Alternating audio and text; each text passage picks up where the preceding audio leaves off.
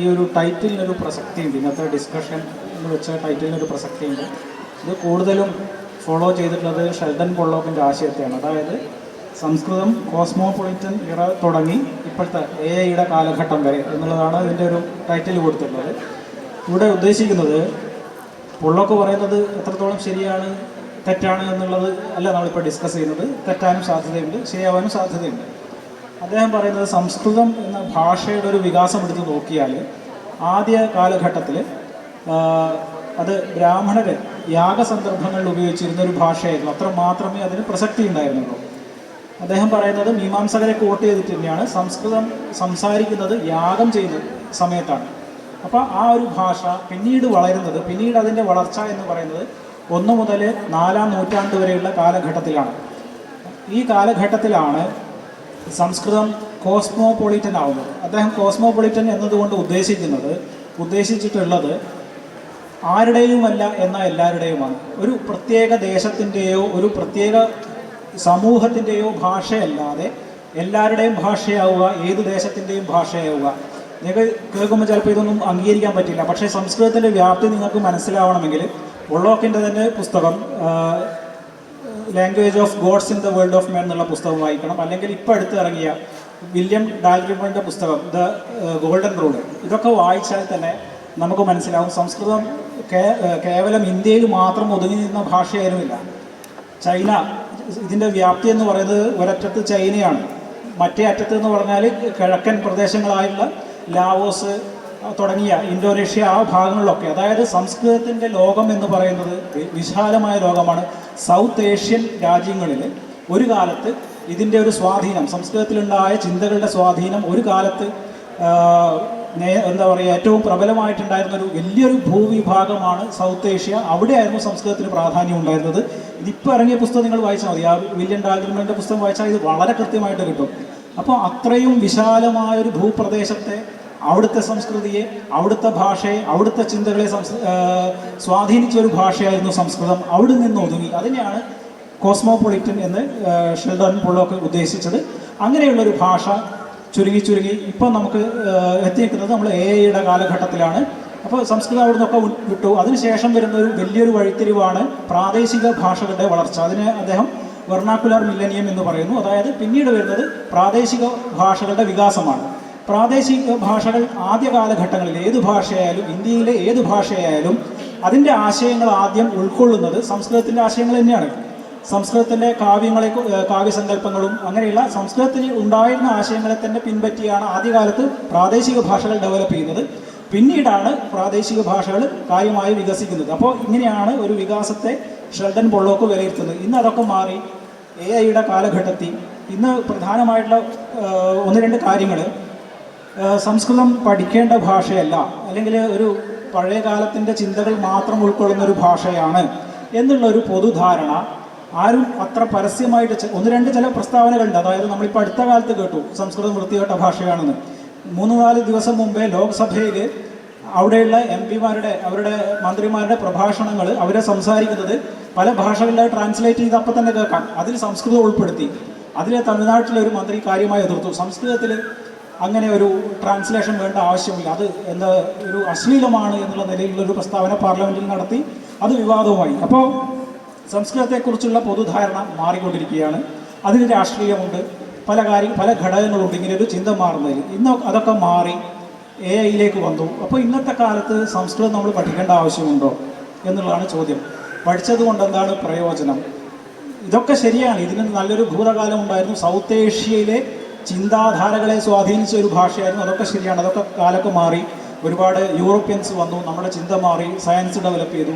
അപ്പോൾ ഇന്ന് ഈ ഭാഷ നമ്മൾ കൊണ്ടു നടക്കേണ്ട ആവശ്യമുണ്ടോ എന്നുള്ള ഇങ്ങനെയുള്ളൊരു ചോദ്യമുണ്ട്. 2, മറ്റു ഭാഷകളെ പോലെയല്ല സംസ്കൃതത്തിന് അതിലൊരു രാഷ്ട്രീയം കൂടി വെച്ച് ചാർത്തപ്പെടുകയാണ്. ചില രാഷ്ട്രീയത്തെ പിന്തുടരുന്ന ആൾക്കാർ ഉപയോഗിക്കുന്ന ഒരു ഭാഷയാണ്. അവരുടെ ആശയങ്ങൾ മൂർച്ച കൂട്ടാൻ വേണ്ടി ഇതിലെ ടെക്സ്റ്റുകൾ ഉപയോഗിക്കുന്നു.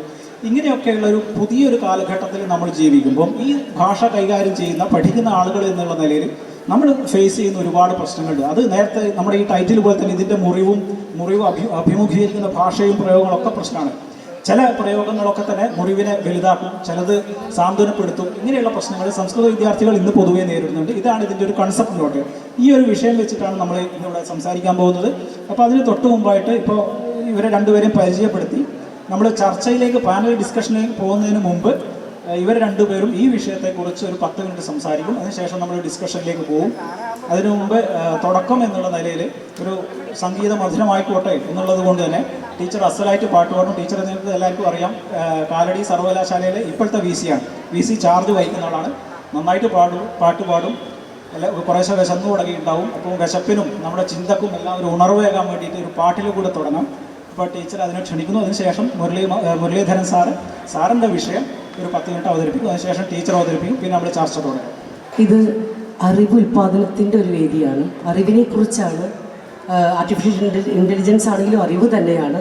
അതുകൊണ്ട് നമ്മൾ ഒരു ഭാരതീയ ഒരു സംസ്കൃതിയെ മുൻനിർത്തിക്കൊണ്ട് നമ്മൾ അറിവിൻ്റെ ദേവതയെ വന്ദിച്ചുകൊണ്ട് തുടങ്ങുക എന്നൊരു ശീലം ഉള്ളതുകൊണ്ട് സാർ എന്നെ വല്ലാതെ ഞാനൊരു സംഗീതജ്ഞയാണെന്ന് പറഞ്ഞതുകൊണ്ടും തമാശയാണ്. പക്ഷെ എന്നാൽ പോലും ഒരു ശ്ലോകം ചൊല്ലി തുടങ്ങും. ബാലാം നിത്യനിഭാനനം ബാലാം നിത്യനിഭാനനം ത്രിനയനാം ബാലേന്ദുനാഭൂഷിതാം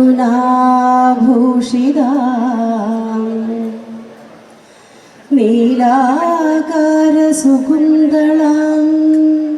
സുലളിതാം നിത്യന്നദാനപ്രദാം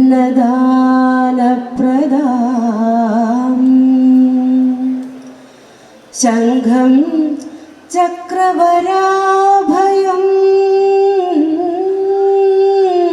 ച ദധതിം സാരസ്വതാർത്ഥപ്രദാം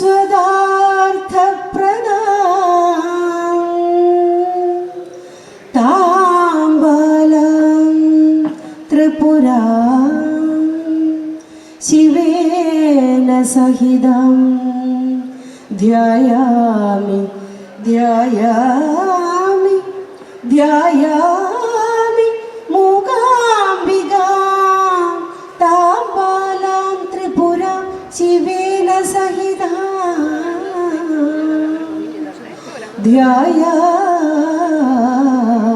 ധ്യായാമി മൂകാംബികാം.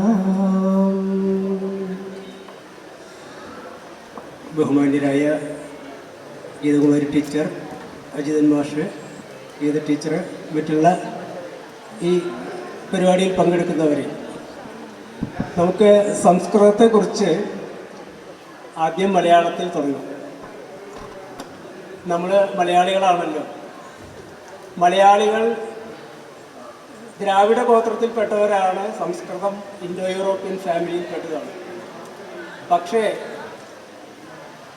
മലയാളികൾ ഉപയോഗിക്കുന്ന മലയാളത്തിൽ 60 മുതൽ 70% വരെ വാക്കുകളും സംസ്കൃത പദങ്ങളാണ്. അതായത് ഒരിക്കലും സംസ്കൃതം പഠിക്കാത്ത ആൾക്കാർ പോലും അവർക്ക് സംസ്കൃത വാക്കുകളെ അറിയുള്ളൂ, മലയാള വാക്കുകൾ അറിയില്ല. ഇപ്പോൾ മുഖം എന്ന് പറഞ്ഞാൽ സംസ്കൃതമാണ്. മുഖം നമ്മളൊക്കെ അറിയുന്ന വാക്കാണ്. പക്ഷെ അതിൻ്റെ മലയാളം പറയാൻ കൊള്ളില്ല എന്നാണ് നമ്മുടെ ധാരണ. മോന്താ മോർ എന്നൊക്കെയാണ് പറയുക. അത് എഴുതാൻ കൊള്ളില്ല. അതുകൊണ്ട് മുഖം എന്ന് തന്നെ പറയുള്ളൂ. അതുപോലെ ദുഃഖം എന്ന് പറഞ്ഞു കഴിഞ്ഞാൽ സംസ്കൃതമാണ്. അതിന് വ്യസനം, വ്യഥ, സങ്കടം എന്നൊക്കെ പറയും. അതൊക്കെ സംസ്കൃതമാണ്. അതിന് മാല്, അടല് എന്നൊക്കെയാണ് മലയാളം. പക്ഷേ നിങ്ങൾ വീട്ടിൽ പോയിട്ട് എനിക്കിന്നൊരു മാലുണ്ടായി, അഴലുണ്ടായി എന്നൊക്കെ പറഞ്ഞു കഴിഞ്ഞാൽ നിങ്ങൾക്ക് എന്തോ കുഴപ്പമുണ്ടെന്ന് വീട്ടുകാർ വിചാരിക്കും. അപ്പോൾ അങ്ങനെ നോക്കുമ്പോൾ മലയാളികളെ സംബന്ധിച്ചിടത്തോളം അറിയാതെ തന്നെ 60% മുതൽ 70% വരെ മലയാളത്തിൽ സംസ്കൃത പദങ്ങളാണ് ഉപയോഗിക്കുന്നത്. മലയാളത്തിലെ ഏറ്റവും പ്രസിദ്ധമായ ഡിക്ഷണറി ശ്രീകണ്ഠേശ്വരം പത്മനാഭപിള്ളയുടെ ശബ്ദധാരാവലിയാണ്. അതിൽ നോക്കിയാൽ കാണാം 60 മുതൽ 70% വരെ വാക്കുകളും സംസ്കൃതത്തിൽ നിന്ന് സ്വീകരിച്ചിട്ടുള്ളവയാണ്. മാത്രമല്ല ഇപ്പോൾ നമ്മൾ കുട്ടികൾക്കൊക്കെ പേരെടുത്ത് നോക്കുമ്പോൾ അവിടെയും സംസ്കൃത പദങ്ങളാണ് കൂടുതൽ ഉപയോഗിക്കുന്നതായിട്ട് കാണുന്നത്. ഇത് ഞാനൊരു ആമുഖമായിട്ട് പറഞ്ഞതേ ഉള്ളൂ. സംസ്കൃതം എന്ന് പറഞ്ഞാൽ സമ്യക് കൃതം, എഡിറ്റ് ചെയ്തത്, റിഫൈൻ ചെയ്തത് എന്നാണ് അർത്ഥം. ഈ വാക്ക് ഞാൻ ആദ്യമായിട്ട് കാണുന്നത് ഈ പാമോയിലിൻ്റെ പാക്കറ്റ് വാങ്ങിക്കുമ്പോഴാണ്. പാമോയിൽ എന്ന് പറഞ്ഞാൽ വിളിച്ചിട്ട് എണ്ണ പോലെ സാധനം ഉണ്ടല്ലോ, അതിന് ഹിന്ദിയിൽ പറയുന്നത് സംസ്കൃത ഖാദ്യാന്ന തേൽ എന്നാണ്. റിഫൈൻഡ് എഡിബിൾ ഓയിൽ എന്ന് ഇംഗ്ലീഷിൽ പറയും. അപ്പോൾ സംസ്കൃത ഖാദ്യാന്ന തേൻ എന്ന് പറഞ്ഞാൽ സംസ്കൃതം എന്ന് പറഞ്ഞാൽ സംസ്കരിക്കപ്പെട്ടത്. ഓരോ നാട്ടിലുള്ള ഭാഷയും അത്രയധികം സംസ്കരിക്കപ്പെടാത്തതാണ്. ഇവിടെ കോഴിക്കോടാണെങ്കിൽ മാമുക്കോയൊക്കെ സംസാരിച്ചിരുന്നൊരു ഭാഷയും തൃശ്ശൂർ ഇന്നസെൻ്റ് സംസാരിച്ചിരുന്നൊരു ഭാഷയും അല്ലെങ്കിൽ തിരുവനന്തപുരത്ത് ജഗതി സംസാരിച്ചിരുന്ന ഭാഷയും മലയാളമാണെങ്കിലും അതെല്ലാം കൊളോക്കിയൽ ലാംഗ്വേജസ് ആണ്, വളരെ വ്യത്യാസമുണ്ട്. പക്ഷേ നമ്മളെല്ലാവരും കൂടി ഒരുമിച്ച് കൂടുമ്പോൾ അതൊരു സഭയിൽ സംസാരിക്കുമ്പോൾ, സഭ്യമായ ഒരു ഭാഷയിൽ സംസാരിക്കുമ്പോൾ ഒന്ന് എഡിറ്റ് ചെയ്ത് പറയും. ഇതുപോലെ ഇന്ത്യയിൽ, പ്രത്യേകിച്ചും വടക്കേ ഇന്ത്യയിൽ പല നാടുകളിലും പലതരത്തിലുള്ള പ്രാകൃതങ്ങളും സംസാരിച്ചിരുന്നപ്പോൾ രാജവ്യവഹാരങ്ങൾക്കായി, കോർട്ട് നടപടികൾക്കായി അല്ലെങ്കിൽ സഭകളിൽ ഉപയോഗിക്കാനായിട്ട് ഉപയോഗിച്ച എഡിറ്റ് ചെയ്ത, റിഫൈൻ ചെയ്ത സാധനമാണ്. അതുകൊണ്ടാണ് പാണിനി തന്നെ സംസ്കൃതം എന്ന വാക്ക് ഉപയോഗിക്കുന്നത് ഭക്ഷണത്തിനെ കുറിച്ച് പറയാനാണ്. നമ്മൾ ചന്തയിൽ പോയിട്ട് പച്ചക്കറികൾ വാങ്ങിച്ചാൽ ആ പച്ചക്കറികൾ അങ്ങനെ തന്നെ കഴിക്കില്ല ചെയ്യുക. ചിലതിൻ്റെ തൊലി ചെത്തി കളയും, ചിലത് ഞെട്ട് കളയും, ചിലത് കഷ്ണാക്കും, ചിലത് കുരു കളയും, എന്നിട്ട് സംസ്കരിച്ചിട്ടാണ് കഴിക്കുക. ഇതുപോലെ ഭാഷകളുടെ സംസ്കരണത്തിലൂടെ നാം ഏത് ഭാഷ സംസാരിക്കുന്നുവോ, അത് മലയാളമായാലും ശരി ഇംഗ്ലീഷായാലും ശരി, സഭ്യമായി സംസാരിക്കുമ്പോൾ അത് സംസ്കൃതമായിട്ട് റിഫൈൻഡ് ആയിട്ട് മാറും എന്നുള്ളതാണ് സത്യം. സംസ്കൃത നാടകങ്ങളിൽ 5-1 4 മാത്രമേ സംസ്കൃതമുള്ളൂ. ബാക്കിയൊക്കെ പലതരത്തിലുള്ള ശൗരസേനി, മാഗധി, അർദ്ധമാഗധി എന്നിങ്ങനെ പലതരത്തിലുള്ള പ്രാകൃതങ്ങളാണ്. ഇപ്പോൾ ശകുന്തള സംസാരിക്കുന്നതും വിദൂഷകൻ സംസാരിക്കുന്നതും പുരോഹിതൻ സംസാരിക്കുന്നതും പ്രാകൃതങ്ങളിലാണ്. ആകെ മന്ത്രിയോ അല്ലെങ്കിൽ രാജാവോ മാത്രമാണ് സംസ്കൃതത്തിൽ സംസാരിക്കുന്നത്. അപ്പോൾ സംസ്കൃതത്തിൽ സംസാരിക്കുക എന്ന് പറഞ്ഞാൽ കുറച്ചുകൂടി ഇതുപോലെ സഭയിൽ സംസാരിക്കുമ്പോഴുള്ള രീതിയിലുള്ള സംസാരം എന്നാണ് അതിൻ്റെ അർത്ഥം. ഇനി ഈ എന്തുകൊണ്ട് ഇങ്ങനെ ഒരു സംസ്കൃതം ഉപയോഗിക്കപ്പെട്ടു എന്നുള്ളത് നമ്മൾ പലപ്പോഴും ശ്രദ്ധിക്കാറില്ല. അതിൻ്റെ വ്യാകരണമായാലും ഭാഷാശാസ്ത്രപരമായ രീതിയിൽ നോക്കുകയാണെങ്കിലും അതിൻ്റെ വൊക്കാബുലറി നോക്കുകയാണെങ്കിലും ഏറ്റവും ഒതുക്കമുള്ളതും എന്നാൽ ഏറ്റവും പരന്നു കിടക്കുന്നതുമാണ് സംസ്കൃതം. നമുക്കിപ്പോൾ AI കാലമാണെന്ന് മാഷ് പറഞ്ഞു. AI കാലത്ത് ഇംഗ്ലീഷിൽ എത്ര വാക്കുകളുണ്ട്, ഇംഗ്ലീഷ് വൊക്കാബുലറിയിൽ മാക്സിമം എത്ര വാക്കുകൾ ഉണ്ടാക്കാമെന്ന് നോക്കിയപ്പോൾ അടുത്ത കാലത്ത് നോക്കിയപ്പോൾ 10 ലക്ഷത്തിലും മീത വാക്കുകൾ എന്നാണ് കണ്ടെത്തിയിട്ടുള്ളത്. പക്ഷേ സംസ്കൃതത്തിനോട് ഇതേ കാര്യം IT ചോദിച്ചു കഴിഞ്ഞപ്പോൾ, AI ചോദിച്ചപ്പോൾ അയാൾ കണക്കൂട്ടാൻ കുറേ സമയമെടുത്തു. കാരണം എന്തെങ്കിലും സംസ്കൃതത്തിൽ സമാസം എന്ന് പറഞ്ഞൊരു അഭ്യാസമുണ്ട്. എത്ര വാക്കുകളെ വേണമെങ്കിൽ കൂട്ടിച്ചേർത്ത് പറയാൻ പറ്റും, ഏത് തരത്തിൽ വേണമെങ്കിൽ കൂട്ടിച്ചേർത്ത് പറയാൻ പറ്റും. സംസ്കൃതത്തിലെ ഡിക്ഷണറിയിലാകെ ഒരു 10,000 പദങ്ങളേ ഉള്ളൂ. അമരകോശത്തിലാകെ കാണുന്നത് 1500 ശ്ലോകങ്ങളാണ്. ഒരു ശ്ലോകത്തിൽ ഒരു 10 വാക്ക് വെച്ച് കണക്കുകയാണെങ്കിൽ ഒരു 15,000 ശ്ലോകങ്ങളുണ്ടാവും. പക്ഷേ ഈ 15,000 വാക്കുകളെ വെച്ച് നിങ്ങൾക്ക് വേണമെങ്കിൽ 1,63,00,000 വാക്കുകൾ ഉണ്ടാക്കാം എന്നാണ് ഈ കമ്പ്യൂട്ടർ പറയുന്നത്. കാരണം കരം എന്ന് പറഞ്ഞാൽ കൈ എന്നാണ് അർത്ഥം, പീയൂഷം എന്ന് പറഞ്ഞാൽ അമൃത എന്നാണ് അർത്ഥം. അപ്പോൾ പീയൂഷ കരഹ എന്ന് പറയുമ്പോൾ ചന്ദ്രൻ എന്ന അർത്ഥം കിട്ടും. അപ്പോൾ നമുക്ക് പീയൂഷത്തിൻ്റെ മറ്റു പര്യായങ്ങൾ അമൃതമോ മറ്റേതെങ്കിലും പര്യായങ്ങൾ, അതുപോലെ കരത്തിൻ്റെ പര്യായങ്ങൾ കിരണമോ വേറെ എന്തോ വാക്ക്, ഇതൊക്കെ ചേർത്ത് കഴിഞ്ഞാൽ ഒരു 200ഓളം വാക്കുകൾ പുതുതായിട്ട് ഡോക്യുമെൻ്റ് ചെയ്യാൻ പറ്റും. ഇങ്ങനെ ചെറിയ അമരകോശം എന്ന് പറയുന്ന ഒരു ഡിക്ഷണറി വെച്ച് നമുക്ക് പുതിയ പുതിയ വാക്കുകൾ എത്ര വേണമെങ്കിലും മെനഞ്ഞെടുക്കാൻ പറ്റും. അതുകൊണ്ട് തന്നെ മലയാളത്തിലെ ഭാഷാ ഇൻസ്റ്റിറ്റ്യൂട്ട് എല്ലാ ഇംഗ്ലീഷ് പദങ്ങൾക്കും മലയാളം ഉണ്ടാക്കാൻ വേണ്ടി ശ്രമിച്ചപ്പോൾ NV കൃഷ്ണവാര്യരുടെ നേതൃത്വത്തിൽ എല്ലാറ്റിലും സംസ്കൃത പദങ്ങളാണ് കണ്ടെത്തിയത്. കാരണം സംസ്കൃത പദങ്ങളാണെങ്കിൽ ഒതുക്കമുണ്ട്, എങ്ങനെ വേണമെങ്കിൽ പുതിയ പദങ്ങൾ ഉണ്ടാക്കാൻ പറ്റും എന്ന് പറഞ്ഞു. അപ്പോൾ ഈ ആർട്ടിഫിഷ്യൽ ഇൻ്റലിജൻസിൻ്റെ കാലത്ത് പോലും സംസ്കൃതത്തിന് നല്ല വഴക്കം ഉണ്ട്, മര്യാദയ്ക്ക് ഉപയോഗിക്കുകയാണെങ്കിൽ എന്നുള്ളതാണ് സത്യം. ഇനി എന്തുകൊണ്ട് സംസ്കൃതം എന്നുള്ള ഒരു ചോദ്യം കൂടി ആവാം. മലയാളം പഠിക്കുന്നവരെ സംബന്ധിച്ചിടത്തോളം, സംസ്കൃതം പഠിക്കുന്നവരെ സംബന്ധിച്ചിടത്തോളവും മറ്റ് ഭാഷകളെ പഠിക്കുന്നവരെ സംബന്ധിച്ചിടത്തോളം മാത്രമല്ല, ശാസ്ത്ര വിഷയങ്ങൾ പഠിക്കുന്നവർക്ക് പോലും അവരെ പഠിക്കുന്ന വിഷയവുമായി ബന്ധപ്പെടുത്തി പഴയ കാലത്ത് തന്നെ സംസ്കൃതത്തിൽ ധാരാളം കൃതികൾ ഉണ്ടായിട്ടുണ്ട്. ഇപ്പോൾ അഡ്മിനിസ്ട്രേഷനെ കുറിച്ച് പഠിക്കുകയാണെങ്കിൽ, പൊളിറ്റിക്സിനെ കുറിച്ച് പഠിക്കുകയാണെങ്കിൽ, കെമിസ്ട്രിയെ കുറിച്ച് പഠിക്കുകയാണെങ്കിൽ, ബോട്ടണി പഠിക്കുകയാണെങ്കിൽ, ഇതുപോലെ ഏത് വിഷയങ്ങൾ പഠിക്കുകയാണെങ്കിലും പഴയ കാലത്ത് സംസ്കൃതത്തിൽ ഇതിനൊക്കെ പാകത്തിലുള്ള പലതരത്തിലുള്ള കൃതികളുണ്ട്. ആയുർവേദത്തിൽ ഉള്ള ഔഷധങ്ങൾ എന്ന് പറഞ്ഞാൽ ഏതാണ്ട് എല്ലാ ചെടികളെ കുറിച്ചിട്ടുള്ള വിവരമാണ് പറയുന്നത്. അതിൻ്റെ എല്ലാ ഗുണഗണങ്ങളും അതിൻ്റെ ദോഷങ്ങളും ഒക്കെ അതിൽ പറയുന്നുണ്ട്. ഇതുപോലെ ജന്തുവിശേഷങ്ങളെക്കുറിച്ച് പറയുന്നുണ്ട്, യുദ്ധത്തിനെ കുറിച്ച് പറയുന്നുണ്ട്. ഇങ്ങനെ നോക്കുമ്പോൾ സംസ്കൃതം എന്ന് പറയുന്നത് ഒരു ഭാഷാ വ്യവഹാരം എന്നതിലുപരി ഏത് ശാസ്ത്രശാഖകൾ പഠിക്കുന്ന ആളെ സംബന്ധിച്ചിടത്തോളവും ഏത് വിജ്ഞാന മേഖലകളിൽ പഠിക്കുന്ന ആൾക്കാരായാലും അവർക്കൊക്കെ തന്നെ ഏറ്റവും അധികം സംസ്കൃതത്തിൻ്റെ പ്രയോജനമുണ്ട് എന്നുള്ളതാണ് സത്യം. കഴിഞ്ഞില്ല, ഇപ്പോൾ ടീച്ചർ ഇവിടെ ഒരു വളരെ മനോഹരമായിട്ടൊരു ശ്ലോകം ചൊല്ലി, നിങ്ങൾക്കത് വളരെ ഇഷ്ടപ്പെട്ടിട്ടുണ്ടാവും.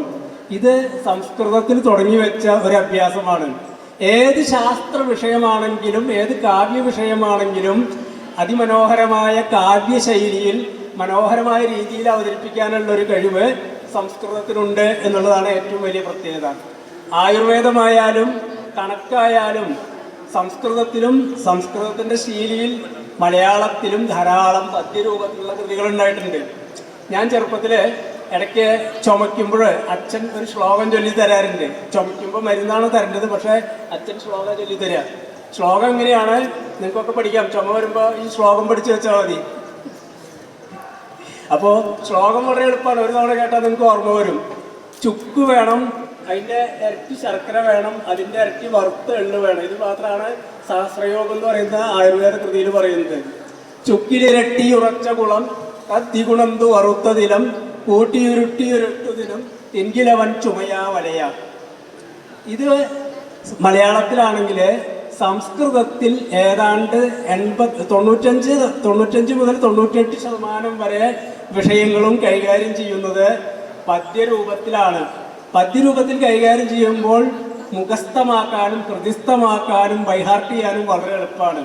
അപ്പോൾ ജ്യോതിഷ ഗ്രന്ഥങ്ങളായാലും ആയുർവേദ ഗ്രന്ഥങ്ങളായാലും തന്ത്രഗ്രന്ഥങ്ങളായാലും ഇതിഹാസ പുരാണങ്ങളായാലും ഏത് തന്നെയായാലും നുറുക്കുകൾ പോലെ പദ്യരൂപത്തിൽ ചൊല്ലുമ്പോൾ അതിനൊരു ആകർഷണീയതയുണ്ട്. അതാണ് ടീച്ചറുടെ ശ്ലോകം ചൊല്ലിയതിൻ്റെ മാധുര്യം എന്ന് പറയുന്നത്. സംസ്കൃതത്തിലെ വ്യാകരണം മറ്റുള്ള ഭാഷകളുടെ വ്യാകരണത്തെ വെച്ച് നോക്കുമ്പോൾ ഏറ്റവും ലളിതമാണെന്ന് നമുക്ക് കാണാം. എല്ലാവരും മറിച്ചാണ് പറയാട്ടോ, സംസ്കൃതം പഠിക്കുന്നവരടക്കം മറിച്ചാൽ പറയാം. പക്ഷേ മലയാളത്തിലെ 7 വിഭക്തികളുടെ പേര് പറയാൻ കുറച്ച് ബുദ്ധിമുട്ടാണ്. നിർദ്ദേശിക, പ്രതിഗ്രാഹിക, ഉദ്ദേശിക, സംബന്ധിക എന്നൊക്കെയാണ് പേര്. സംസ്കൃതത്തിൽ ആ പ്രശ്നമൊന്നുമില്ല. ഒന്നാമത്തെ, രണ്ടാമത്തെ, മൂന്നാമത്തെ എന്നുള്ളൂ, പ്രഥമ, ദ്വിതീയ, തൃതീയ എന്നുള്ളൂ. ഇങ്ങനെ വ്യാകരണശാസ്ത്രപരമായി നോക്കുകയാണെങ്കിലും നമ്മൾ നിത്യനിദാനം ആയിട്ട് ഉപയോഗിക്കുന്ന വാക്കുകളുടെ പ്രയോഗം വെച്ച് നോക്കുകയാണെങ്കിലും സംസ്കൃതം ഒഴിവാക്കാൻ പറ്റാത്ത രീതിയിൽ നാം സ്വാംശീകരിച്ച് കഴിഞ്ഞിരിക്കുകയാണ് എന്നുള്ളതാണ് വസ്തുത. അങ്ങനെയുള്ള സംസ്കൃതം ഈ ഡിക്ഷണറിയുടെ കാര്യം പറഞ്ഞ പോലെ 15,000 വാക്കുകൾ കൊണ്ട് നിങ്ങൾക്ക് 1,63,00,000 വാക്കുണ്ടാക്കാമെന്ന് പറഞ്ഞാൽ ലോകത്തിലെ ഏറ്റവും വലിയ കോസ്മോപൊളിറ്റൻ ലാംഗ്വേജ് ആയിട്ടുള്ള ഇംഗ്ലീഷ്, അതിലുള്ളത് 10 ലക്ഷമാണ്. അതിൻ്റെ 16 ഇരട്ടി വാക്കുകൾ നിങ്ങൾക്ക് സംസ്കൃതത്തിൽ ഉണ്ടാക്കാൻ പറ്റും. കാരണം ഈ കോമ്പൗണ്ടിങ്, കൃത്ത്, തദ്ധിത എന്നൊക്കെ പറയുന്ന വ്യാകരണ വിശേഷങ്ങളുണ്ട്. അതൊക്കെ നമുക്ക് മാറ്റി വയ്ക്കാം. ഇതുപോലെ റിച്ചായ ഒരു ഭാഷയുണ്ടെങ്കിൽ ഈ AI-യുടെ കാലത്ത്, ആർട്ടിഫിഷ്യൽ ഇൻ്റലിജൻസിൻ്റെ കാലത്ത് മെഷീൻ ട്രാൻസ്ലേഷൻ എന്ന് പറയുന്ന ഏറ്റവും മോഡേൺ ഡിവൈസിൽ ഒരു മീഡിയേറ്റർ ലാംഗ്വേജ് ആയിട്ട് സംസ്കൃതത്തിനെ ഉപയോഗിക്കാൻ നല്ലപോലെ പറ്റും എന്നുള്ളതാണ് കാര്യം.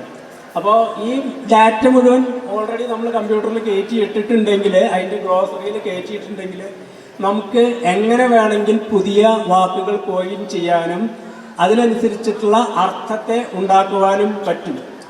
മലയാളത്തിൽ ഞാനൊരു കവിത സംസ്കൃതത്തിലേക്ക് തർജ്ജമ ചെയ്തപ്പോൾ ആണ് അതിൻ്റെ രസം മനസ്സിലായത്.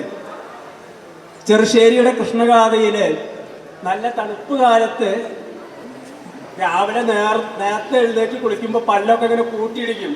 അപ്പം അതിലെ കവി പറയുന്നത് ഇങ്ങനെയാണ്: ദന്തങ്ങളെ കൊണ്ട് താളം പിടിച്ചിട്ട് സന്ധ്യയെ വന്ദിച്ച് ദന്തണരും എന്നാണ് പറയുന്നത്.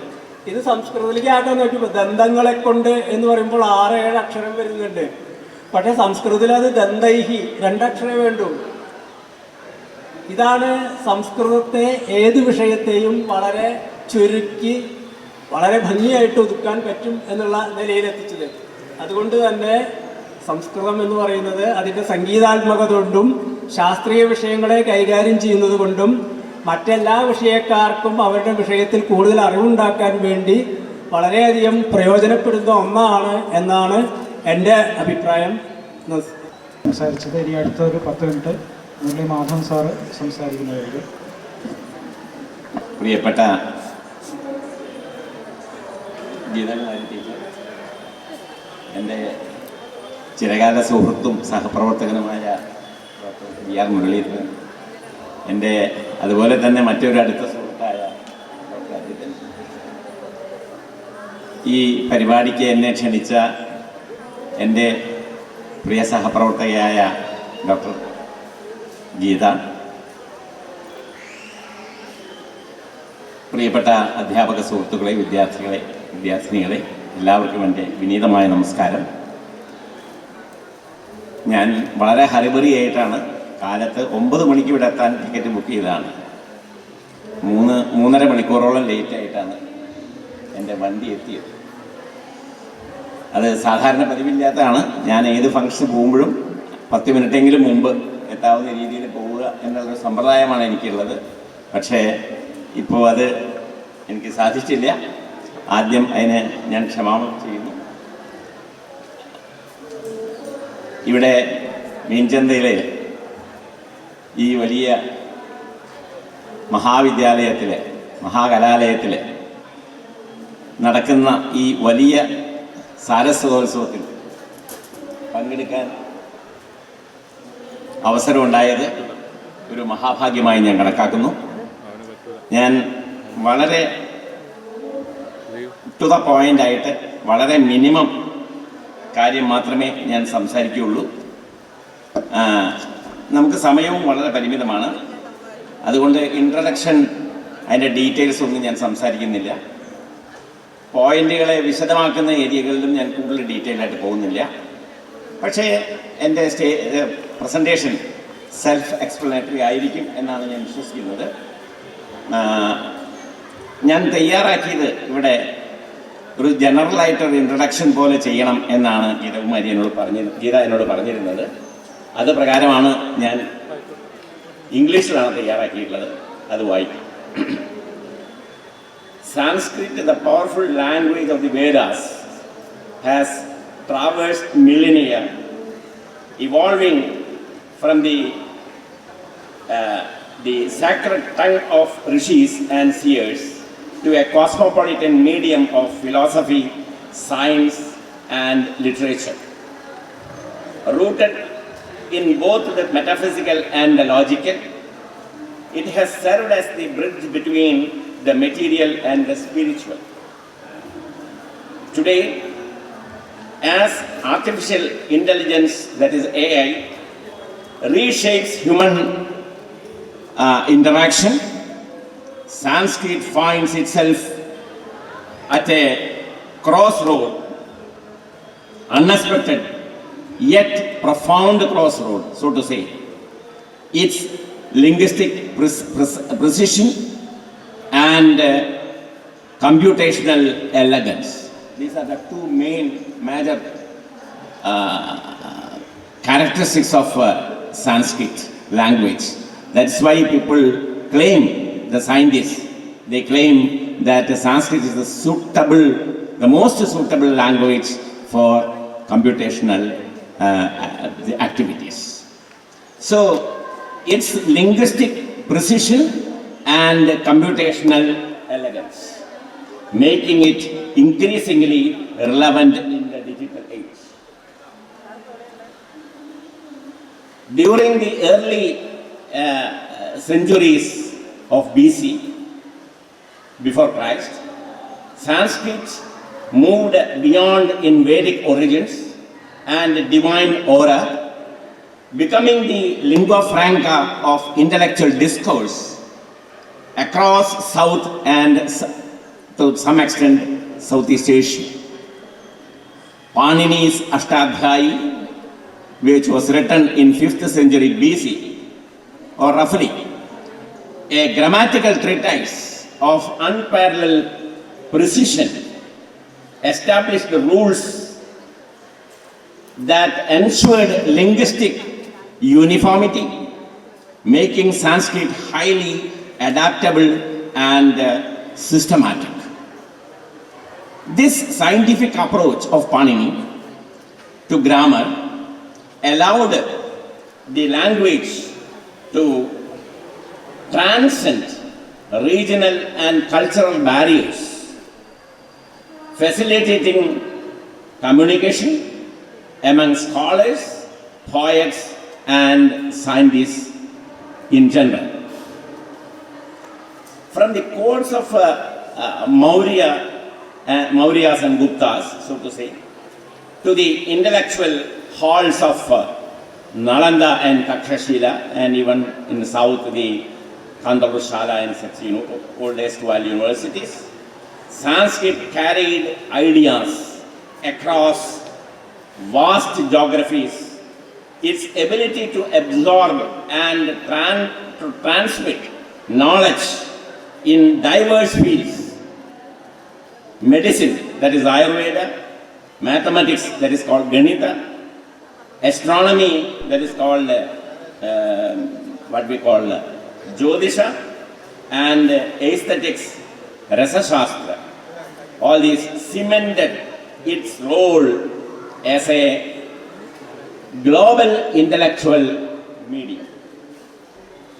Moreover, Sanskrit's deeply spiritual essence, Sanskrit has its own very deep spiritual essence, gave it a unique dimension. The Upanishads declare, Yato vacho nivartante aprapya manasasaha. Where words and the mind return, unable to grasp the truth. This suggests that Sanskrit, while structured, was also designed to express the ineffable, and making it a perfect vehicle for both scientific inquiry and also for spiritual realization. With the achievement of colonial rule, or so to say, not achievement, with the advent, so to say, the advent of the colonial rule and the rise of vernacular, origination of several vernacular languages, Sanskrit's prominence waned. The British education system marginalized it, branding it as an archaic relic rather than a living intellectual force. However, its legacy, Sanskrit's legacy, endured through religious scriptures, classical literature, philosophical texts, and scholarly traditions. I want to say how this cosmopolitan as a language, how it worked. Even in decline at the period of colonial rule, its sacred sound, vibrations were preserved in temple rituals, prayers, and mantras, fulfilling the Vedic prophecy. In the modern era, Sanskrit is witnessing an unexpected revival, not merely as a heritage language, but as a tool for computational linguistics and artificial intelligence. Panini's grammar, with its precise syntactic and morphological rules, has intrigued computer scientists working on natural language processing, NLP. The language's structured nature, free from ambiguity, with well-defined word formation rules, what Sanskrit has, offers potential for AI-driven, that is artificial intelligence-driven translation, machine learning, and even knowledge representation in cognitive computing. Sri Aurobindo once remarked, the future of Sanskrit is the future of the world thought. Today, that future is intertwined with the digital revolution.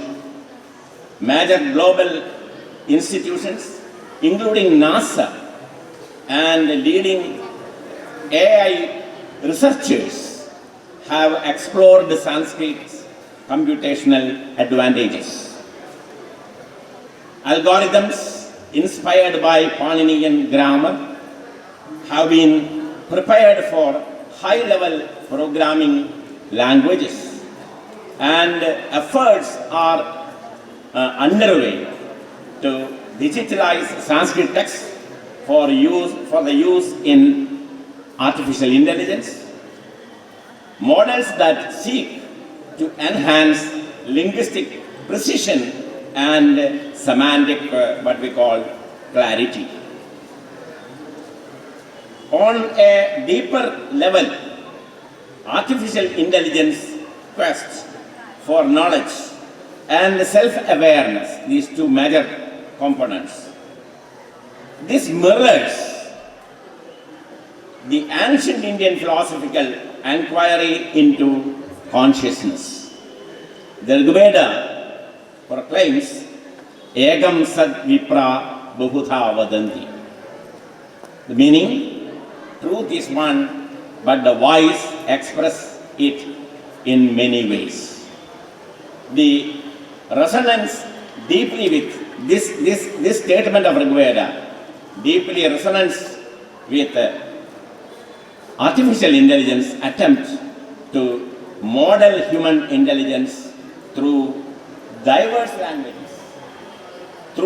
languages and logic systems. Now I am coming to the conclusion of my presentation. Far from being a relic of the past, Sanskrit's journey from a cosmopolitan intellectual medium, the research underscores its enduring relevance. What we call registers the idea of its relevance. While challenges remain, there are several challenges. It's not so easy to make the Sanskrit as one of the powerful medium for artificial intelligence. We have so many what we call things to be covered or to be solved out. But its revival is not just about preserving cultural heritage, but about leveraging its unique structure for future technological achievements.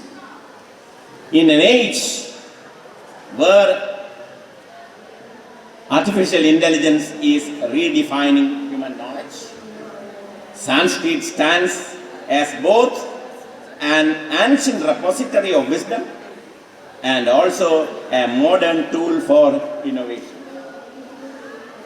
Whether in spiritual discourse, philosophical reasoning, or computational modeling, Sanskrit continues to serve as a bridge between the past and the future, the tradition and the modernity, proving that a language's true essence is not just in its history, but in its adaptability to the needs of the evolving world.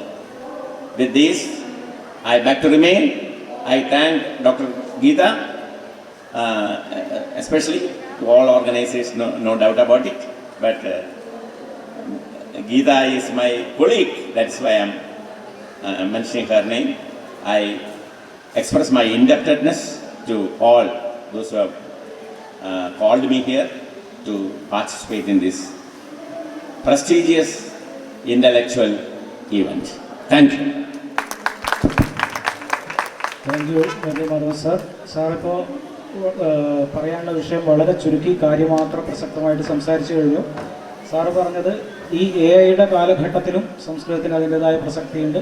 പുതിയ രൂപഭാവങ്ങളിലേക്ക് സംസ്കൃതത്തെ മാറ്റാൻ പറ്റും. കമ്പ്യൂട്ടറിൻ്റെ സഹായത്തോടു കൂടിയും ഇനിയുള്ള കണ്ടുപിടുത്തങ്ങൾ ഒക്കെ വന്നാൽ തന്നെയും സംസ്കൃതം നിലനിൽക്കും. പിന്നെ പക്ഷേ ഒരുപാട് ചാലഞ്ചസ് ഉണ്ട്. ഓരോരോ കാലഘട്ടവും മുന്നോട്ട് വെക്കുന്ന വെല്ലുവിളികളുണ്ട്. അത് അതിജീവിക്കാൻ പറ്റും, സംസ്കൃതം നിലനിൽക്കും എന്നുള്ളൊരു ആശയമാണ് അവതരിപ്പിച്ചത്. ഇനി 10 മിനിറ്റ് ഗീതാകുമാരി ടീച്ചർ കൂടി സംസാരിച്ചതിന് ശേഷം ഒരു പുസ്തക പ്രകാശനം ഒരു ചടങ്ങുണ്ട് ഇവിടെ. അത് കഴിഞ്ഞ് നമ്മൾ ചെറിയൊരു ഡിസ്കഷൻ. ഇത്രയാണ് ഈ പരിപാടി ഇനി വരാനുള്ളത്. അപ്പോൾ അടുത്ത ഗീതാകുമാരി ടീച്ചറെ സംസാരിക്കാൻ ക്ഷണിക്കുന്നു. സാർ പറഞ്ഞു നിർത്തിയതിൽ നിന്ന്, മുരളീധരൻ സാർ പറഞ്ഞു നിർത്തിയതിൽ നിന്ന് തുടങ്ങാമെന്ന് വിചാരിക്കുന്നു. എങ്ങനെയാണ് സംസ്കൃത ഭാഷ പാസ്റ്റിനെയും പ്രസൻറ്റിനെയും കണക്ട് ചെയ്യുന്നത് എന്നുള്ളതിനെക്കുറിച്ച്. കാരണം നമുക്ക് കൂടുതൽ മുന്നോട്ടാണല്ലോ ചർച്ച പോകേണ്ടത് എന്നുള്ളതുകൊണ്ട്. അപ്പോൾ നമുക്കറിയാം, ഭാരതം എന്ന് പറയുന്നത് തന്നെ അറിവിന് അത്രമാത്രം പ്രാധാന്യം കൊടുത്തുകൊണ്ടാണ് ഭാരതത്തിലെ എല്ലാ ശാസ്ത്രങ്ങളും നിലനിന്നിട്ടുള്ളത്. വേദം എന്ന പദം തന്നെ അറിവ്, ടു നോ എന്ന് നമ്മൾ പറയുന്ന അറിയുക എന്ന പദത്തിൽ നിന്നാണ്. അപ്പം അറിവ് അത്രമാത്രം. പിന്നെ വേദത്തെ അറിയണമെങ്കിൽ നമ്മൾക്ക് എന്തൊക്കെ ആവശ്യമുണ്ട് എന്നുള്ളതാണ്. അത് പെട്ടെന്ന് നമുക്ക് ഗ്രഹിക്കാൻ പറ്റുന്ന ഒന്നല്ല. ശിക്ഷ, കൽപ്പം, വ്യാകരണം, നിരുക്തം, ഛന്ദസ് പോലെയുള്ള ശാസ്ത്രശാഖകൾ അറിഞ്ഞാൽ മാത്രമേ വേദത്തെ അറിയാൻ പറ്റൂ, ഇതിൽ നിങ്ങൾക്ക് കൃത്യമായി മനസ്സിലാക്കാൻ പറ്റൂ എന്നുള്ളൊരു ഇതിലേക്ക്. ശിക്ഷ എന്ന് പറയുമ്പോൾ നമ്മളിപ്പോൾ കൂടുതൽ ശിക്ഷകളെ കുറിച്ച് ചർച്ച ചെയ്യുന്നൊരു കാലത്താണ് നമ്മൾ ജീവിക്കുന്നത്. പക്ഷെ ശിക്ഷ എന്ന് പറയുന്നത് പൊളിറ്റിക്സ് ആണ്. നമ്മൾ മലയാളത്തിൽ പറയുന്ന അർത്ഥ ഒരു തലത്തിലല്ല അതുള്ളത്. അപ്പോൾ പൊളിറ്റിക്സ് എന്ന് പറയുമ്പോൾ തന്നെ നമുക്കറിയാം, BC 3-ാം നൂറ്റാണ്ടിൽ ആരണ്യക പോലെയുള്ള ഗ്രന്ഥങ്ങളിലെല്ലാം കൃത്യമായി സ്വനസിദ്ധാന്തത്തെക്കുറിച്ച്, സ്വനശാസ്ത്രത്തെക്കുറിച്ച് പറഞ്ഞു കഴിഞ്ഞിട്ടുണ്ട്. എന്നാൽ നമ്മൾ വളരെ ഗംഭീരമെന്ന് പറയുന്ന പാശ്ചാത്യര് 17-ാം നൂറ്റാണ്ടിലെ അലോപ്പതിയുടെ വളർച്ചയുടെ ഭാഗമായിട്ട് ഹ്യൂമൻ അനാട്ടമി പഠിക്കുമ്പോഴാണ് മനുഷ്യന് തൊണ്ടയുണ്ട് എന്നും തൊണ്ടയിൽ വോക്കൽ കോഡ് ഉണ്ട് എന്നൊക്കെയുള്ള തരത്തിൽ സംസാരിക്കാൻ പറ്റുന്ന അവയവങ്ങളുണ്ട് എന്നൊക്കെ പഠിക്കുന്നത്. അത്രയും ഇക്കാലത്താണ് അത് പഠിക്കപ്പെടുന്നത്. പക്ഷെ നമ്മൾക്ക് കൃത്യമായി നമ്മുടെ ആചാര്യന്മാര്, ഭാരതീയ ഋഷിവര്യന്മാര് BC 3-ാം നൂറ്റാണ്ടിൽ തന്നെ ഇതിൻ്റെ എല്ലാം കൃത്യമായിട്ടുള്ള, ഇതുപോലെ തന്നെയാണ് സാറ് പറഞ്ഞ വ്യാകരണത്തിന്റെ കഥയായാലും. കൽപ്പം എന്ന് പറയുന്നത് ഈ ചിതി, വ്യാഘകുണ്ഡം നിർമ്മിക്കുന്ന സമയത്ത്, അതിന് ചിതി ഉണ്ടാക്കുന്ന സമയത്ത് അതിന്റെ അളവുകളെ എങ്ങനെ എടുക്കണം, എത്ര ഇഷ്ടിക വേണം, എത്ര അളവ് വേണം എന്നൊക്കെ പഠിക്കുന്നുള്ള ജിയോമെട്രിയുടെ അറിവുകളാണ്, വ്യാകരണമാണ്. നമുക്കറിയാം, ബ്ലൂംഫീൽഡിനെ പോലെയുള്ള 20-ാം നൂറ്റാണ്ടിലുള്ള വലിയ പണ്ഡിതന്മാരൊക്കെ ഹ്യൂമൻ ഇന്റലിജൻസിന്റെ ഏറ്റവും ഉദാത്തമായ ഹ്യൂമൻ ഇന്റലിജൻസിന്റെ മോണ്യുമെന്റ് എന്ന് പറയുന്ന തരത്തിൽ പാണിനിയുടെ ബുദ്ധിയെ സാക്ഷ്യപ്പെടുത്തുന്നു. അത്രമാത്രം. കാരണം അദ്ദേഹത്തിന്റെ ഈ 4500 സൂത്രങ്ങൾ അദ്ദേഹത്തിന്റെ മനസ്സിലാണ്, അദ്ദേഹത്തിന്റെ ബ്രെയിനിലാണ്. എന്താണ് നൃത്താവസാനെ നടരാജരാജ നനാദടക്കം നവപഞ്ചവാരം. നവപഞ്ചം 14 തവണ ഈ ഡക്ക അടിച്ചപ്പോൾ അതിൽ നിന്ന് വരുന്ന ശബ്ദത്തിൽ നിന്ന് ഒരു ഭാഷാശാസ്ത്രം മുഴുവൻ ഉണ്ടാക്കുന്നു. അയൂണ്, റിലുക്ക്, എയോങ്, അയോയിച്ച്. ഇത് അദ്ദേഹത്തിന്റെ നൃത്തമായിട്ടും അതിന്റെ ഈ ഡക്കയുടെ താളമായിട്ടും ഒക്കെ ഇത് പറയുമ്പോൾ ഇതിൽ നിന്ന് വലിയൊരു ഭാഷാശാസ്ത്രത്തെ മുഴുവൻ വിഭാവനം ചെയ്ത് കൊണ്ടുവരാൻ പറ്റുന്ന അത്രയും ഒരു മനീഷിയായിട്ടുള്ള ഒരു വ്യക്തി. അത് ആ നയപത്തിന്റെ കൃത്യതയിലാണ് നമ്മൾ പറയുന്നത് കമ്പ്യൂട്ടറിന് ഏറ്റവും അനുയോജ്യമായ. അപ്പൊ നമ്മളൊരു ചോദ്യം ചോദിക്കുന്നത്, എന്താണ് സംസ്കൃത ഭാഷയുടെ പ്രത്യേകത എന്ന് ചോദിച്ചു കഴിഞ്ഞാൽ അതിന്റെ ശാസ്ത്രീയതയാണ്. അപ്പൊ നമ്മളിപ്പോ പാദപം എന്ന് പറയുമ്പോൾ എന്തുകൊണ്ട് പാദപം എന്ന് പറയുന്നു? പാദം കൊണ്ട് പാനം ചെയ്യുന്നത് കൊണ്ട്, വേരുകൊണ്ട് വെള്ളം കുടിക്കുന്നത് കൊണ്ട്. ട്രീ എന്ന് എന്തുകൊണ്ട് പറഞ്ഞു എന്ന് വെച്ചാൽ പ്രത്യേകിച്ച് കാരണമൊന്നുമില്ല. അല്ലെ ഉദ്ഭിത്ത് എന്ന പദം പറയുമ്പോൾ ഉദ്ഭേദനകർത്ത, മുകളിലേക്ക് മണ്ണിന്റെ അടിയിൽ കിടക്കുന്ന വിത്ത് മുകളിലേക്ക് പൊട്ടി വളരുന്നത് കൊണ്ടാണ്.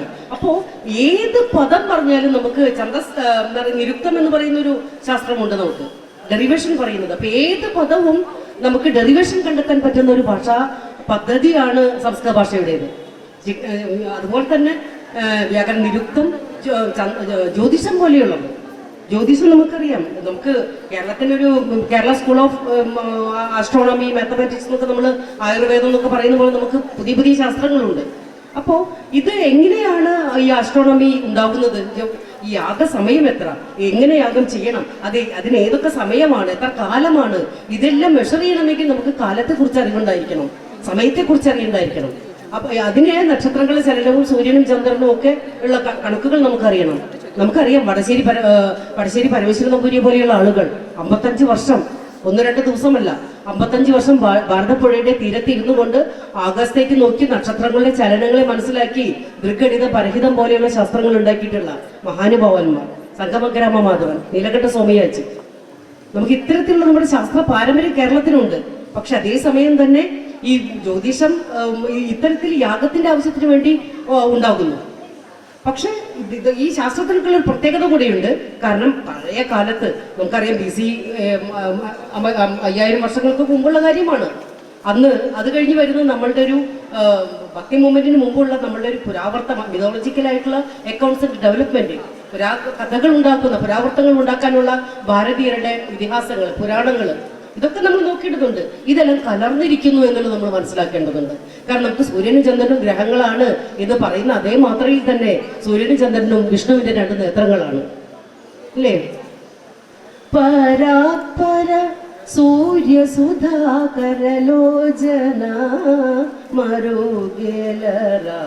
മറുകേലറ. എന്തിനാണ് രാമ നമ്മൾക്കിടയിൽ ഈ ഒരു മൂടുപടം? എന്തിനാണ് ഈ ഒരു മറ? നമുക്ക് തുണിയുടെ ഈ ഒരു മറ എന്തിനാണ് നിൽക്കുന്നത്? ഫിലോസഫിക്കൽ നോളജാണ്. ഭാരതത്തിന് ഇന്ന് ലോകം മുഴുവൻ നമ്മൾ ഉറ്റുനോക്കുന്നത് ഭാരതത്തിന്റെ ഈ ഒരു എന്താ പറയുക ഫിലോസഫിക്കലായിട്ടുള്ള തത്വത്തെ കുറിച്ചാണ്, ഉദ്ദേശിച്ചിട്ടാണ്. അദ്വൈതം, ദ്വൈതം, അല്ലെ? ഇതൊക്കെ നമ്മൾ ചർച്ചയ്ക്ക് വരുന്നു ഭാരത ലോകത്തിന്റെ മുന്നിൽ. അദ്വൈതം, ലോക സഹോദര്യത്തെ നമ്മൾ മുന്നോട്ട് വെക്കുന്ന ഇതൊക്കെ കാലാനുസൃതമായി പരിഷ്കരിക്കപ്പെടുന്നുണ്ട്. അതും ഭാരതീയർ തന്നെയാണ്, കേരളീയർ തന്നെയാണ് ചെയ്യുന്നത് എന്ന് നമ്മൾ മനസ്സിലാക്കേണ്ടതുണ്ട്. ശ്രീനാരായണ ഗുരുവിനെ പോലെയുള്ള കാരുണ്യം തന്നെയാണ് മനുഷ്യന് ഏറ്റവും മഹത്തായതൊന്ന് എന്ന് നമ്മൾ തമ്മിൽ പരപര ഭേദമില്ല, അല്ലെ? അവനവനെ ആചരിക്കുന്ന അങ്ങനെ പറയില്ലേ നമ്മൾ ചെയ്യുന്നത് മറ്റൊരാൾക്കും കൂടെ ഗുണമായി തീരുന്നത്, അവൻ ഇവനെന്ന് നോക്കുമ്പോഴുള്ള ബുദ്ധിമുട്ട്, ഇതൊക്കെ നമുക്ക് കലാനുസൃതമായ പരിഷ്കാരങ്ങൾ ഓരോ ശാസ്ത്രത്തിലും വരുന്നു. പിന്നെ വേദം എന്ന് പറഞ്ഞാൽ ഞാൻ പറഞ്ഞു, ഇതിനെ അറിയാൻ ഈ വിധ ശാസ്ത്രങ്ങളൊക്കെ അറിയുന്നതോടൊപ്പം തന്നെ ഉപവേദങ്ങളുണ്ട്.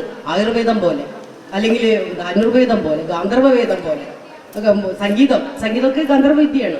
ഇങ്ങനെ എത്രയോ ശാസ്ത്രങ്ങൾ പിന്നീട് ഡെവലപ്പ് ചെയ്തു വരുന്നു ഉപവേദങ്ങളായിട്ട്. പക്ഷേ കേരളത്തിനൊരു പൊതു സ്വഭാവമുണ്ട്. നമ്മളിപ്പോൾ ഈ ആർട്ടിഫിഷ്യൽ ഇന്റലിജൻസ് ഒക്കെ പറയുമ്പോൾ അതും കൂടെ പറയേണ്ടതാണ്. കാരണം കേരളത്തിന്റെ ഒരു തനതായ സ്വഭാവം എന്ന് പറയുന്നത് ഏതിനെയും പെട്ടെന്ന് സ്വാംശീകരിക്കുകയും അത് കേരളത്തിന്റെ തനിമയോടുകൂടി അവതരിപ്പിക്കുകയും ചെയ്യുക എന്നുള്ളതാണ്. ഇപ്പൊ ബൗദ്ധര ആയുർവേദം കൊണ്ടുവന്നു കേരളത്തിൽ എന്ന് പറഞ്ഞാൽ അത് കേരളം ബൗദ്ധരുടെ രീതിക്ക് സ്വീകരിക്കുകയല്ല ചെയ്യുന്നത്. അതിൽ പഞ്ചകർമ്മ ചികിത്സകൾ ചേർത്തുകൊണ്ട്, അല്ലെ, പുതിയ പുതിയ രീതിയിലുള്ള പരീക്ഷണങ്ങൾ നടത്തിക്കൊണ്ട് അതിനെ പരിഷ്കരിക്കുന്നു. ഈ തരത്തിൽ ഒരുപാട് മുന്നേറ്റങ്ങൾ നടത്താൻ കേരളത്തിലാവുന്നു. ശങ്കരാചാര്യർ ഒരുപക്ഷെ കേരളീയനായതുകൊണ്ടാണ് ഇത്രമാത്രം കീനായിട്ട് അതില് ചർച്ചകൾ പോകുന്നത്. ഈ തരത്തിൽ പരീക്ഷണാത്മകമായ ഒരു അന്തരീക്ഷം കേരളത്തിൽ ഉണ്ടാവുന്നുണ്ട്. അതും ഈ നമ്മളിപ്പോഴത്തേലുള്ള ഈ AI പോലെയുള്ളവയ്ക്ക് സഹായിക്കുന്നുണ്ട്. മാത്രമല്ല ഈ ഭാഷയുടെ ഈ ശാസ്ത്രീയതയും ഈ ശാസ്ത്രീയത കൊണ്ട് എന്തുണ്ടാവുന്നു, നമുക്കത് മറ്റുള്ള ഭാഷകളോടൊപ്പം നിർത്താൻ നമുക്കാവുന്നു എന്നുള്ളതാണ്. ഇപ്പോൾ നമ്മൾ പറഞ്ഞ രീതിക്ക് ഇന്ത്യയിൽ നമ്മൾ നോക്കിയ 2 ക്ലാസിക്കൽ ലാംഗ്വേജസ് ആണുള്ളത്. ഒന്ന് ദ്രാവിഡമാണ്, മറ്റൊന്ന് സംസ്കൃതമാണ് എന്ന് പറയുന്നത്. സംസ്കൃതം നിലനിൽക്കുമ്പോൾ അത് നമ്മൾ സംസ്കരിച്ചെടുത്തതാണ്. പ്രാകൃതത്തിന്റെ പല പല രീതികളുണ്ട്. നമ്മൾ ഇപ്പോൾ പ്രാചി അല്ലെങ്കിൽ ഓരോ കഥാപാത്രങ്ങളും സംസാരിക്കുന്ന ഓരോ ഭാഷയാണ്. ശൗര്യസേനി, മാഗധി. പക്ഷെ അവർക്ക് അങ്ങോട്ടും ഇങ്ങോട്ടും മനസ്സിലാവും. ദുഷ്യന്തൻ പറയുന്നത് സംസ്കൃതമാണെങ്കിലും ശകുന്തളയ്ക്ക് മനസ്സിലാവായേ ഇല്ല, അല്ലെങ്കിൽ ശകുന്തള പറയുന്ന പ്രാകൃതം ദുഷ്യന്തന് മനസ്സിലാവായേ ഇല്ല. അപ്പൊ ഈ തരത്തിൽ ഭാഷ അങ്ങോട്ടും ഇങ്ങോട്ടും കൊടുക്കൽ വാങ്ങലുകൾ എല്ലാ കാലത്തും നടന്നിട്ടുള്ളതാണ്. ഇതിന്റെ ഭാഗമായിട്ടാണ് സംസ്കൃത ഭാഷ എങ്ങനെ പാശ്ചാത്യരിലേക്ക് എത്തിപ്പെട്ടു എന്നുള്ളൊരു അന്വേഷണം കൂടെ നമുക്ക് സാധ്യമാണ്. നമുക്കറിയാം, നമ്മുടെ ഭാരതത്തെ ഭരിക്കാൻ വേണ്ടി വരുന്ന, അല്ലെങ്കിൽ നമ്മളെ മനസ്സിലാക്കാൻ വേണ്ടി, നമ്മുടെ സംസ്കാരത്തെ മനസ്സിലാക്കാൻ വേണ്ടി വന്ന ഒരു കൂട്ടം ആളുകൾ അപ്പോൾ നമ്മളുടെ ഇതിഹാസങ്ങളെയും പുരാണങ്ങളെയും അല്ലെങ്കിൽ നമ്മുടെ ധർമ്മശാസ്ത്രങ്ങളെയും എല്ലാം പഠിക്കുന്നു. മനുസ്മൃതി പോലെയുള്ള എല്ലാ ഗ്രന്ഥങ്ങളെയും പഠിക്കുന്നു. ഈ പഠിച്ചു കഴിയുമ്പോഴാണ് അവർക്ക് ഇതിലുള്ള സമാനതകൾ, ഭാഷയുടെ സമാനതകൾ മനസ്സിലാവുന്നത്. നമുക്കറിയാം ബ്രദർ, സൊസ, സിസ്റ്റർ, മദർ, പിതാ, ഫാദർ. എന്തിനേറെ നമ്മുടെ കൾച്ചർ എന്ന് പറയുന്ന പദം പോലും, കൾച്ചർ എന്താണ്? കലാചാര എന്നാണ് സംസ്കൃതം. നമ്മൾ തലയിലിടുന്ന ക്ലിപ്തം എന്നാണ് ഇങ്ങനെ ലിമിറ്റ് ചെയ്യുന്നത്. ഇങ്ങനെ എത്രയോ പദങ്ങൾ, എല്ലാം നമ്മൾ സമാനമായ പദങ്ങളെ കണ്ടെത്തുമ്പോഴാണ് അവർക്ക് മനസ്സിലാവുന്നത് ഇത് വ്യത്യസ്തമായൊരു ഭാഷയല്ല. അങ്ങനെയാണ് ഇന്തോ യൂറോപ്യൻ ലാംഗ്വേജിന്റെ ഗോത്രത്തിൽ തന്നെ സംസ്കൃതം ആദ്യം വന്നുവിടുന്നത്. അവരുടെ ഭാഗമായിട്ടാണ്, അവരുടെ പഠനത്തിന്റെ ഭാഗമായിട്ടാണ്. പക്ഷെ ഇതേ സമയം തന്നെ നമ്മൾ ഇത് പഠിച്ചിട്ടുള്ള പലരും പിന്നെ എങ്ങനെയാണ് അത് ഇന്റർപ്രറ്റ് ചെയ്തത് എന്നുള്ളതാണ്. അങ്ങനെ നോക്കുമ്പോഴാണ് 20-ാം നൂറ്റാണ്ട് 1920-കൾ എന്ന് പറയുന്നത് ലോകത്തെ മുഴുവൻ മാറ്റിമറിച്ചിട്ടുള്ള ഒരു കാലഘട്ടമാണ്. ഐൻസ്റ്റീന്റെ തിയറി ഉണ്ടാവുന്നത് ആ കാലഘട്ടത്തിലാണ്. കാറൽ മാർക്സിന്റെ അത് സയൻസിന് മുഴുവൻ മാറ്റിമറിച്ചതാണ് അദ്ദേഹത്തിന്റെ തിയറി. അതേപോലെ തന്നെ കാറൽ മാർക്സിന്റെ സോഷ്യലിസം പോലെയുള്ള തിയറി വരുന്നത് 1920-കളിലാണ്. സൊസ്യൂറിൻ്റെ സ്ട്രക്ചറലിസം എന്ന് പറയുന്ന കോഴ്സ് ഇൻ ജനറൽ ലിംഗ്വിസ്റ്റിക്സ് എന്ന് അദ്ദേഹത്തിൻ്റെ മരണശേഷം അദ്ദേഹത്തിൻ്റെ കൊളീഗ്സും അദ്ദേഹത്തിൻ്റെ സ്റ്റുഡൻസും കൂടി രചിക്കപ്പെട്ട ആ ഗ്രന്ഥവും വരുന്നതുള്ള അത് സാമൂഹികമായിട്ടും സാഹിത്യത്തെയും ഭാഷാശാസ്ത്രത്തെയും അത്യധികമായി സ്വാധീനിക്കുന്നു. എങ്ങനെ അദ്ദേഹത്തിന് സാധിച്ചു? അദ്ദേഹം സംസ്കൃത പണ്ഡിതനായിരുന്നു. 1881 തൊട്ട് 1891 വരെ പാരീസിൽ സംസ്കൃത അധ്യാപകനായി പ്രൊഫസറായി ജോലി നോക്കിയിരുന്ന സ്വിസ് ഭാഷാ ലിംഗ്വിസ്റ്റാണ് അദ്ദേഹം. അപ്പൊ അദ്ദേഹത്തിന് സംസ്കൃതത്തിന്റെ ഗ്രന്ഥങ്ങളെ പരിചയപ്പെടാനും പഠിക്കുവാനും ഒക്കെ ഇടയുണ്ടായി. അതിന്റെ ഭാഗമായിട്ട് സംസ്കൃതത്തിൽ ബൗദ്ധരുടെ ഒരു ആശയത്തെയാണ് അദ്ദേഹം മുന്നോട്ട് വയ്ക്കുന്നത്. ബൗദ്ധരുടെ നൈതി അർത്ഥം എന്താണ് പശു എന്നുള്ള വാക്കിന്റെ അർത്ഥം പറയണമെങ്കിൽ പശു അല്ലാത്തതിനെ എല്ലാത്തിനെയും നിരസിച്ചാൽ മാത്രമേ ആ പദത്തിന്റെ അർത്ഥം കിട്ടൂ. എരുമയല്ലാത്തത്, അല്ലെങ്കിൽ കുതിരയല്ലാത്തത്, പുലിയല്ലാത്തത്, പൂച്ചയല്ലാത്തത്, ഓരോ പദത്തിൽ നിന്നും ബൈനറി ഓപ്പോസിറ്റ് പോലെ നിന്ന് പോലും വേർതിരിഞ്ഞു വരുന്ന ഒന്നാണ്. എന്നൊക്കെയുള്ള ബൗദ്ധരുടെ തിയറിയും അതേപോലെ ന്യായക്കാരുടെ വ്യവഹാരദശ എന്ന് പറയുന്ന തരത്തിലുള്ള ന്യായക്കാരുടെ തിയറിയും എല്ലാം കൃത്യമായി മനസ്സിലാക്കാനും വായിക്കാനും പഠിക്കാനും എല്ലാം. അത് മാത്രമല്ല, ശബ്ദ ശേഖരത്തിന്റെ ഒന്നാമത്തെ അധ്യായം അവസാനിക്കുന്നത് വാക്കും അർത്ഥവും തമ്മിൽ ഒരു ബന്ധവും ഇല്ല എന്ന് പറഞ്ഞുകൊണ്ടാണ്. അത് തന്നെയാണ് സ്ട്രക്ചറലിസ്റ്റ് തിയറിയായിട്ട് the signifier, relation between signifier and signified is arbitrary എന്ന് പറയുന്നത്. ഇങ്ങനെ സ്ട്രക്ചറലിസം വരികയും സ്ട്രക്ചറലിസ്റ്റിന്റെ പോസ്റ്റ് സ്ട്രക്ചറലിസമായിട്ട് മാത്തമാറ്റിക്കൽ എങ്ങനെയാണ് മാത്തമാറ്റിക്സ് നമുക്ക് ഭാഷാശാസ്ത്രത്തിൽ ഉപയോഗിക്കാനാവുക എന്നുള്ള അന്വേഷണത്തിന്റെ ഭാഗമായിട്ട് ചോംസ്കി പോലെയുള്ള ആളുകൾ എന്താ പറയുക, ഒരു ലാംഗ്വേജ്, ഒരു ഗ്ലോബലൈസേഷൻ എന്നുള്ള മട്ടത്ത് എന്ന് പറയുന്നു, ഒരു ഗ്ലോബൽ ലിംഗ്വിസ്റ്റിക്സ് എന്നുള്ള തരത്തിലേക്ക് ഇതിനെടുക്കുന്നു. അപ്പൊ ഇത്തരത്തിൽ ഭാഷയെ മനസ്സിലാക്കുകയും ഭാഷയുടെ പൊട്ടൻഷ്യൽ മനസ്സിലാക്കുകയും അതിൽ നിന്ന് ഡീപ്പ് സ്ട്രക്ചർ, സർഫേസ് സ്ട്രക്ചർ, ഞാൻ എനിക്ക് എൻ്റെ വീട് വെള്ള പെയിന്റ് അടിച്ചൊരു വീടുണ്ട് എന്നോ അല്ലെങ്കിൽ എൻ്റെ വീടിൻ്റെ വലിയ പതിലുണ്ട് എന്നോ നല്ല നിലയുണ്ട് എന്നൊക്കെ പറയുമ്പോൾ നമ്മൾ അതിനൊരു കേർണൽ സെന്റൻസ് ഉണ്ട്, എനിക്കൊരു വീടുണ്ട് എന്നുള്ള ഏറ്റവും മിനിമമായി സെന്റൻസിൽ അത് പോയി നിൽക്കും എന്നൊക്കെയുള്ള ഭാഷയുടെ അത്യധികമായിട്ടുള്ള അതിൻ്റെ സാധ്യതകളെ മനസ്സിലാക്കുകയും അതിനനുസരിച്ച് ഭാഷ എന്താ പറയുക മാറുകയും ചെയ്യുന്നു. ഇതിന് ഭാഷയെ ഉപയോഗിക്കാൻ വേണ്ടി ഒരു ഗ്ലോബൽ ലാംഗ്വേജ് എന്നുള്ള തരത്തിലേക്ക് ഭാഷയെ എടുക്കണമെങ്കിൽ അതിന് ചില അബ്രീവിയേഷൻസ് ആയിട്ടുള്ള രൂപങ്ങൾ ആവശ്യമാണ്. Noun phrase, verb phrase, NP, VP എന്നൊക്കെ പറഞ്ഞ് ADV, ADJ എന്നൊക്കെ പറയുന്ന രീതിക്ക് ഷോർട്ട് ഫോമുകൾ കണ്ടെത്തുന്നു. ഇതിൽ നിന്ന് അങ്ങനെ ചോംസ്കി ഒരു പടി മുന്നോട്ട് പോയിക്കൊണ്ട് ഭാഷ എന്ന് പറയുന്നത് A sentence consist of NP and VP എന്ന്, NP consist of art and NP എന്നൊരു തരത്തിൽ mathematical equation, what is the value of x2 plus y3 എന്ന് പറഞ്ഞാൽ that is varying from depending upon the value of x and y എന്ന് പറയുന്ന ജോമെട്രിയുടെ എന്താ പറയുക അൾജിബ്രയുടെ അതിയായിട്ടുള്ള അതിൻ്റെ സാധ്യത ഉപയോഗിച്ചുകൊണ്ട് എങ്ങനെ ഭാഷാശാസ്ത്രത്തെ പഠിക്കാമെന്ന് മനസ്സിലാക്കുകയും അതിൻ്റെ ഭാഗമായിട്ട് ഭാഷയെ പഠിക്കുകയും ചെയ്തുകൊണ്ട് ഇത് പിന്നെ ബാക്കസ് നോർ പോലെയുള്ള ആളുകൾ എന്ത് ചെയ്യുന്നു? ബാക്കസ് നോർ പോലെയുള്ള ആളുകൾ അതിന് പുതിയ അബ്രീവിയേഷൻസ് വീണ്ടും കണ്ടെത്തുന്നു, കമ്പ്യൂട്ടേഷൻ ലിംഗ്വിസ്റ്റിലേക്ക് മാറുന്നു. 1950കളിലെ യുനെസ്കോയുടെ സെമിനാറിലാണ് സംസ്കൃതം ഏറ്റവും ഈ കമ്പ്യൂട്ടറിന്റെ ഏറ്റവും ആപ്റ്റായിട്ടുള്ള ഭാഷ എന്ന്. ഇങ്ങനെ ഏറ്റവും നൂതനമായ കാലത്തേക്ക് പോലും വന്നെത്താൻ പറ്റുന്ന തരത്തിൽ വളരെ എന്താ പറയുക, വളരെ ട്രഡീഷണൽ ആയിട്ടുള്ള ഒരു നോളജിൽ നിന്നുകൊണ്ട് അതിൻ്റെ ശാസ്ത്രത്തിൻ്റെ സാധ്യതകൾ ഉപയോഗിച്ചുകൊണ്ട് ഏറ്റവും മോസ്റ്റ് മോഡേൺ ആയി നിൽക്കുന്ന ഏറ്റവും പുതിയ സാധ്യതയിലേക്ക് പോലും ഭാഷയെ കൊണ്ടെത്തിക്കാൻ പറ്റുന്ന തരത്തിൽ അതിനെ ഫ്രെയിം ചെയ്തു പാണിനി എന്നുള്ളതാണ് സംസ്കൃതത്തിന്റെ ആദ്യകാലത്തെ ഏറ്റവും ആദ്യത്തെ ലോകത്തെ ഏക്കാലത്തെയും മികച്ച ഗ്രന്ഥമായി അഷ്ടാധ്യായി നിലനിൽക്കാനും ഭാഷയെ സംസ്കരിച്ചെടുക്കാനും എല്ലാം ചെയ്ത അവരുടെ വലിയ മഹാമനീഷികളായിട്ടുള്ള അവരുടെ ഒരു പ്രയത്നത്തെ നമ്മൾ മനസ്സിലാക്കേണ്ടത്. അതുകൊണ്ട് സംസ്കൃത ഭാഷയുടെ ശാസ്ത്രീയത തന്നെയാണ് ഈ ഏത് കാര്യത്തിൽ വെച്ച് നമ്മൾ നോക്കിയാൽ, ഏത് സാഹിത്യമായാലും ശാസ്ത്രമായാലും ഇന്ന് പൈക്കേസ് ഏറ്റവും കൂടുതൽ ചർച്ച ചെയ്യപ്പെടുന്നു. ഏതായാലും ഇതിൻ്റെ ശാസ്ത്രീയത എന്ന് പറയുന്നത്, ശാസ്ത്രം എന്ന പദം പറയുമ്പോൾ നമ്മൾ സൂക്ഷിക്കേണ്ടതുണ്ട്. നമ്മൾ പറയുന്ന സയൻസ് എന്ന പദത്തിൽ ശാസ്ത്രം നിൽക്കുകയില്ല. ശാസ്ത്രത്തിൻ്റെ അർത്ഥം അതിലും ബൃഹത്തായതാണ് എന്ന് മനസ്സിലാക്കേണ്ടതാണ്. ഞാൻ എത്രയും ചുരുങ്ങിയ സമയത്ത് കൊണ്ട് എനിക്ക് ഇത്രയേ പറയാനാവുന്നുള്ളൂ എന്ന് പറഞ്ഞുകൊണ്ട് നിർത്തട്ടെ. എല്ലാവർക്കും ഇനി കൂടുതൽ ചർച്ചയിലേക്ക് നമുക്ക് പോവാം. താങ്ക് യു ടീച്ചർ ഈ വിഷയത്തെ പൂർണ്ണമായിട്ടും സമീപിച്ചിട്ടുള്ളത് ലിംഗ്വിസ്റ്റിക്സിൻ്റെ രീതിയിലാണ്. ടീച്ചറുടെ സ്ട്രോങ് ഏരിയയും കൂടിയാണ് ലിംഗ്വിസ്റ്റിക്സ് എന്നുള്ളത്. നമുക്ക് ചർച്ചയിലേക്ക് വരാം അതിനോട്. അപ്പോൾ ടീച്ചർക്ക് ഞാൻ പറയേണ്ട ആവശ്യമില്ലെങ്കിലും നന്ദി അറിയിക്കുന്നു. ഇനി നമ്മൾ ഇപ്പോൾ പാനൽ ഡിസ്കഷനാണ് ഇത് വാസ്തവത്തിൽ. പക്ഷേ ഓരോരുടെ വിഷയം 10 മിനിറ്റ് അവതരിപ്പിച്ചു, അങ്ങനെ ചെറിയൊരു മാറ്റം വരുത്തി. ഇനി നമ്മൾ 1-2 ചോദ്യം, അതിനുള്ളൊരു ഉത്തരം, അതാണ് ഇനിയിപ്പം ചെയ്യാൻ പോകുന്നത്. ആദ്യത്തെ ചോദ്യം, അപ്പോൾ ഇവരൊക്കെ വിദ്യാഭ്യാസ വിചക്ഷണന്മാരാണ്. ഒരുപാട് വർഷത്തെ പഠനാനുഭവമുണ്ട്, ഒരുപാട് എഴുതിയ അനുഭവമുണ്ട്, വിദേശയാത്രകളിൽ സഞ്ചരിച്ച് അവിടെ ഈ വിഷയങ്ങൾ അവതരിപ്പിച്ച അനുഭവമുണ്ട്, ഒരുപാട് ഇന്ത്യയിലും വിദേശത്തുമായിട്ടുള്ള സ്കോളേഴ്സായിട്ട് സംബന്ധിച്ച അനുഭവമുണ്ട്.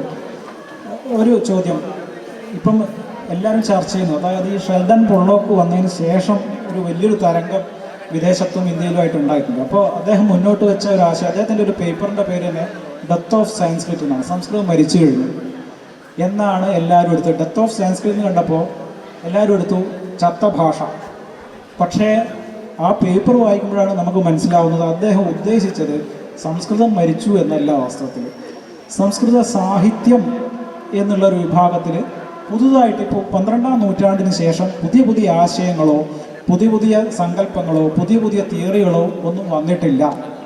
അതാണ് അദ്ദേഹം ഉദ്ദേശിച്ചത്. അതുമാത്രമല്ല, സംസ്കൃതത്തിൻ്റെ മറ്റു വിഭാഗങ്ങളായ ന്യായം, വ്യാകരണം, വേദാന്തം ഈ വിഷയങ്ങളിലൊക്കെ ഇപ്പോഴും സജീവമായ ചർച്ചകൾ നടക്കുന്നു. ഇപ്പോഴും പുതിയ കണ്ടുപിടുത്തങ്ങൾ എന്ന് പറയാൻ പറ്റില്ല, പുതിയ ചർച്ചകൾ വരുന്നു. പക്ഷേ സാഹിത്യത്തിൽ അങ്ങനെ വരുന്നില്ല. അദ്ദേഹം ഉദ്ദേശിച്ചത് വാസ്തവത്തിൽ ഒരു കന്നഡ കവിയാണ് ആദ്യമായിട്ട് സംസ്കൃതം മരിച്ചുപോയി എന്ന് പറയുന്നത്. അദ്ദേഹം പറഞ്ഞത് അതേപോലെ റിപ്പീറ്റ് ചെയ്യാണ് ഷെൽഡൻ പൊള്ളോക്ക് ചെയ്തത്. പക്ഷേ പ്രത്യേകിച്ചും മലയാളികളൊക്കെ ഇത് ഏറ്റെടുത്തത് ചത്ത ഭാഷ എന്തിന് നമ്മുടെ യൂണിവേഴ്സിറ്റികളിലും കോളേജുകളിലൊക്കെ പഠിപ്പിക്കണം, ഒരു ജീവനില്ലാത്ത ഭാഷ. ജീവനില്ലാത്തതെന്ന് പറയുന്നത് പുതിയ ആശയങ്ങളെ ഒന്നും തന്നെ അതിന് പ്രകടിപ്പിക്കാൻ കഴിയില്ല. പിന്നെ അങ്ങനെ ഒരു ഭാഷ പഠിക്കേണ്ട ആവശ്യമേ ഇല്ല. അപ്പോൾ ഇങ്ങനെയുള്ള ഒരുപാട് ചർച്ചകൾ പൊതുവേദികളിൽ നമ്മൾ അങ്ങനെ കേൾക്കാറില്ലെങ്കിലും അവിടെ ഇവിടെയൊക്കെ ഇപ്പോഴും കേൾക്കുന്നുണ്ട്. ഞാനിത് പറയാൻ കാരണം എൻ്റെ ഒരു അനുഭവം തന്നെയാണ്. ഞാൻ ഒരു ദിവസം വന്ദേ ഭാരതിൽ വന്നുകൊണ്ടിരിക്കുമ്പോൾ എൻ്റെ അടുത്തിരുന്നത് ഒരു രാഷ്ട്രീയ നേതാവാണ്. പരിചയപ്പെട്ടപ്പം സംസാരിച്ചു. അത് കഴിഞ്ഞ് എന്താ ചെയ്യുന്നതെന്ന് ചോദിച്ചു. അവൻ ഞാൻ സംസ്കൃതത്തിലൊരു സ്റ്റുഡൻ്റ് ആണെന്ന് പറഞ്ഞു. ഉടനെ അദ്ദേഹം ചോദിച്ചത്, സംസ്കൃതമൊക്കെ ആരെങ്കിലും പഠിക്കുമോ? ഇതൊക്കെ ഇന്നത്തെ കാലത്ത് ആരെങ്കിലും പഠിക്കുമോ? ഇതിൻ്റെയൊക്കെ ആവശ്യം എന്താണ്? അപ്പോൾ എന്നോട് ഒരാളും ഇതുവരെ ഇങ്ങനെ ചോദിച്ചിരുന്നില്ല. അതായത് എല്ലാ ഭാഷയ്ക്കും, എല്ലാ സംസ്കാരത്തിനും, എല്ലാ ചിന്തകൾക്കും ഇതൊരു ജനാധിപത്യ രാഷ്ട്രമാണ്. ഇവിടെ അതിനുള്ളൊരു പ്രസക്തിയുണ്ട്. സംസ്കൃതം ഇഷ്ടമുള്ളവർക്ക് അത് പഠിക്കാം, മലയാളം ഇഷ്ടമുള്ളവർക്ക് അത് പഠിക്കാം. ഒരു രാഷ്ട്രീയക്കാരൻ എന്നുള്ള നിലയിൽ, ജനാധിപത്യ വിശ്വാസി, ജനാധിപത്യം പുലർത്തേണ്ട ബാധ്യസ്ഥനായ ആൾ എന്ന നിലയിൽ പറയേണ്ടത് അങ്ങനെയായിരുന്നില്ലേ? അതെൻ്റെ ഇഷ്ടമാണ്, ഞാനേത് ഭാഷ പഠിക്കണമെന്നത്. അതുമാത്രമല്ല, ഇതിനൊരു പൊളിറ്റിക്കൽ ബാക്ക്ഗ്രൗണ്ട് ഉണ്ട്. സംസ്കൃതത്തിനൊരു രാഷ്ട്രീയമുണ്ട്. ആ രാഷ്ട്രീയം ഇന്നത്തെ രാഷ്ട്രീയവുമായിട്ട് നിലനിന്ന് പോകുന്നതല്ല എന്നുള്ള ഒരു പൊതുധാരണ ഇത് സമൂഹത്തിലുണ്ട്. ഇതിനെ നമ്മൾ സംസ്കൃതക്കാരെങ്ങനെ ഓവർകം ചെയ്യും എന്നുള്ളതാണ് എൻ്റെ ഒരു ചോദ്യം. അതായത് വാസ്തവത്തിൽ സംസ്കൃതം മരിച്ചോ? എന്തിന് നമ്മൾ സംസ്കൃതം ഇക്കാലത്ത് പഠിക്കണം? സംസ്കൃതം ഒന്നും അറിയാതെ തന്നെ ഇന്നത്തെ കാലത്ത് നമുക്ക് ജീവിക്കാൻ പറ്റും. ഇന്നത്തെ കാലത്തിൻ്റെ അറിവുമായിട്ട് നമുക്ക് ഒരുമിച്ച് പോകാൻ പറ്റും. സംസ്കൃതം ഒരു വാക്ക് പോലും അറിയേണ്ട, സംസ്കൃതത്തിന് യാതൊരു ബാക്ക്ഗ്രൗണ്ടും വേണ്ട, അങ്ങനെ ഇല്ലാത്ത ഒരുപാട് പേരുണ്ട്. അപ്പോൾ എന്താണ് ഇന്നത്തെ കാലത്ത് സംസ്കൃതത്തിൻ്റെ പ്രസക്തി? രണ്ടാമത്തത്, വാസ്തവത്തിൽ സംസ്കൃതം മരിച്ചോ? ഈ രണ്ട് ചോദ്യങ്ങളാണ് എനിക്ക് ഒരു രണ്ടോടും ചോദിക്കാറുള്ളത്. അപ്പോൾ ആദ്യം മുരളി മാധവൻ സാറിനോടാണ്. ഇപ്പം സാറിൻ്റെ ഉത്തരത്തിന് ശേഷം ടീച്ചറുടെ കാഴ്ചപ്പാടും പറയുന്നത്.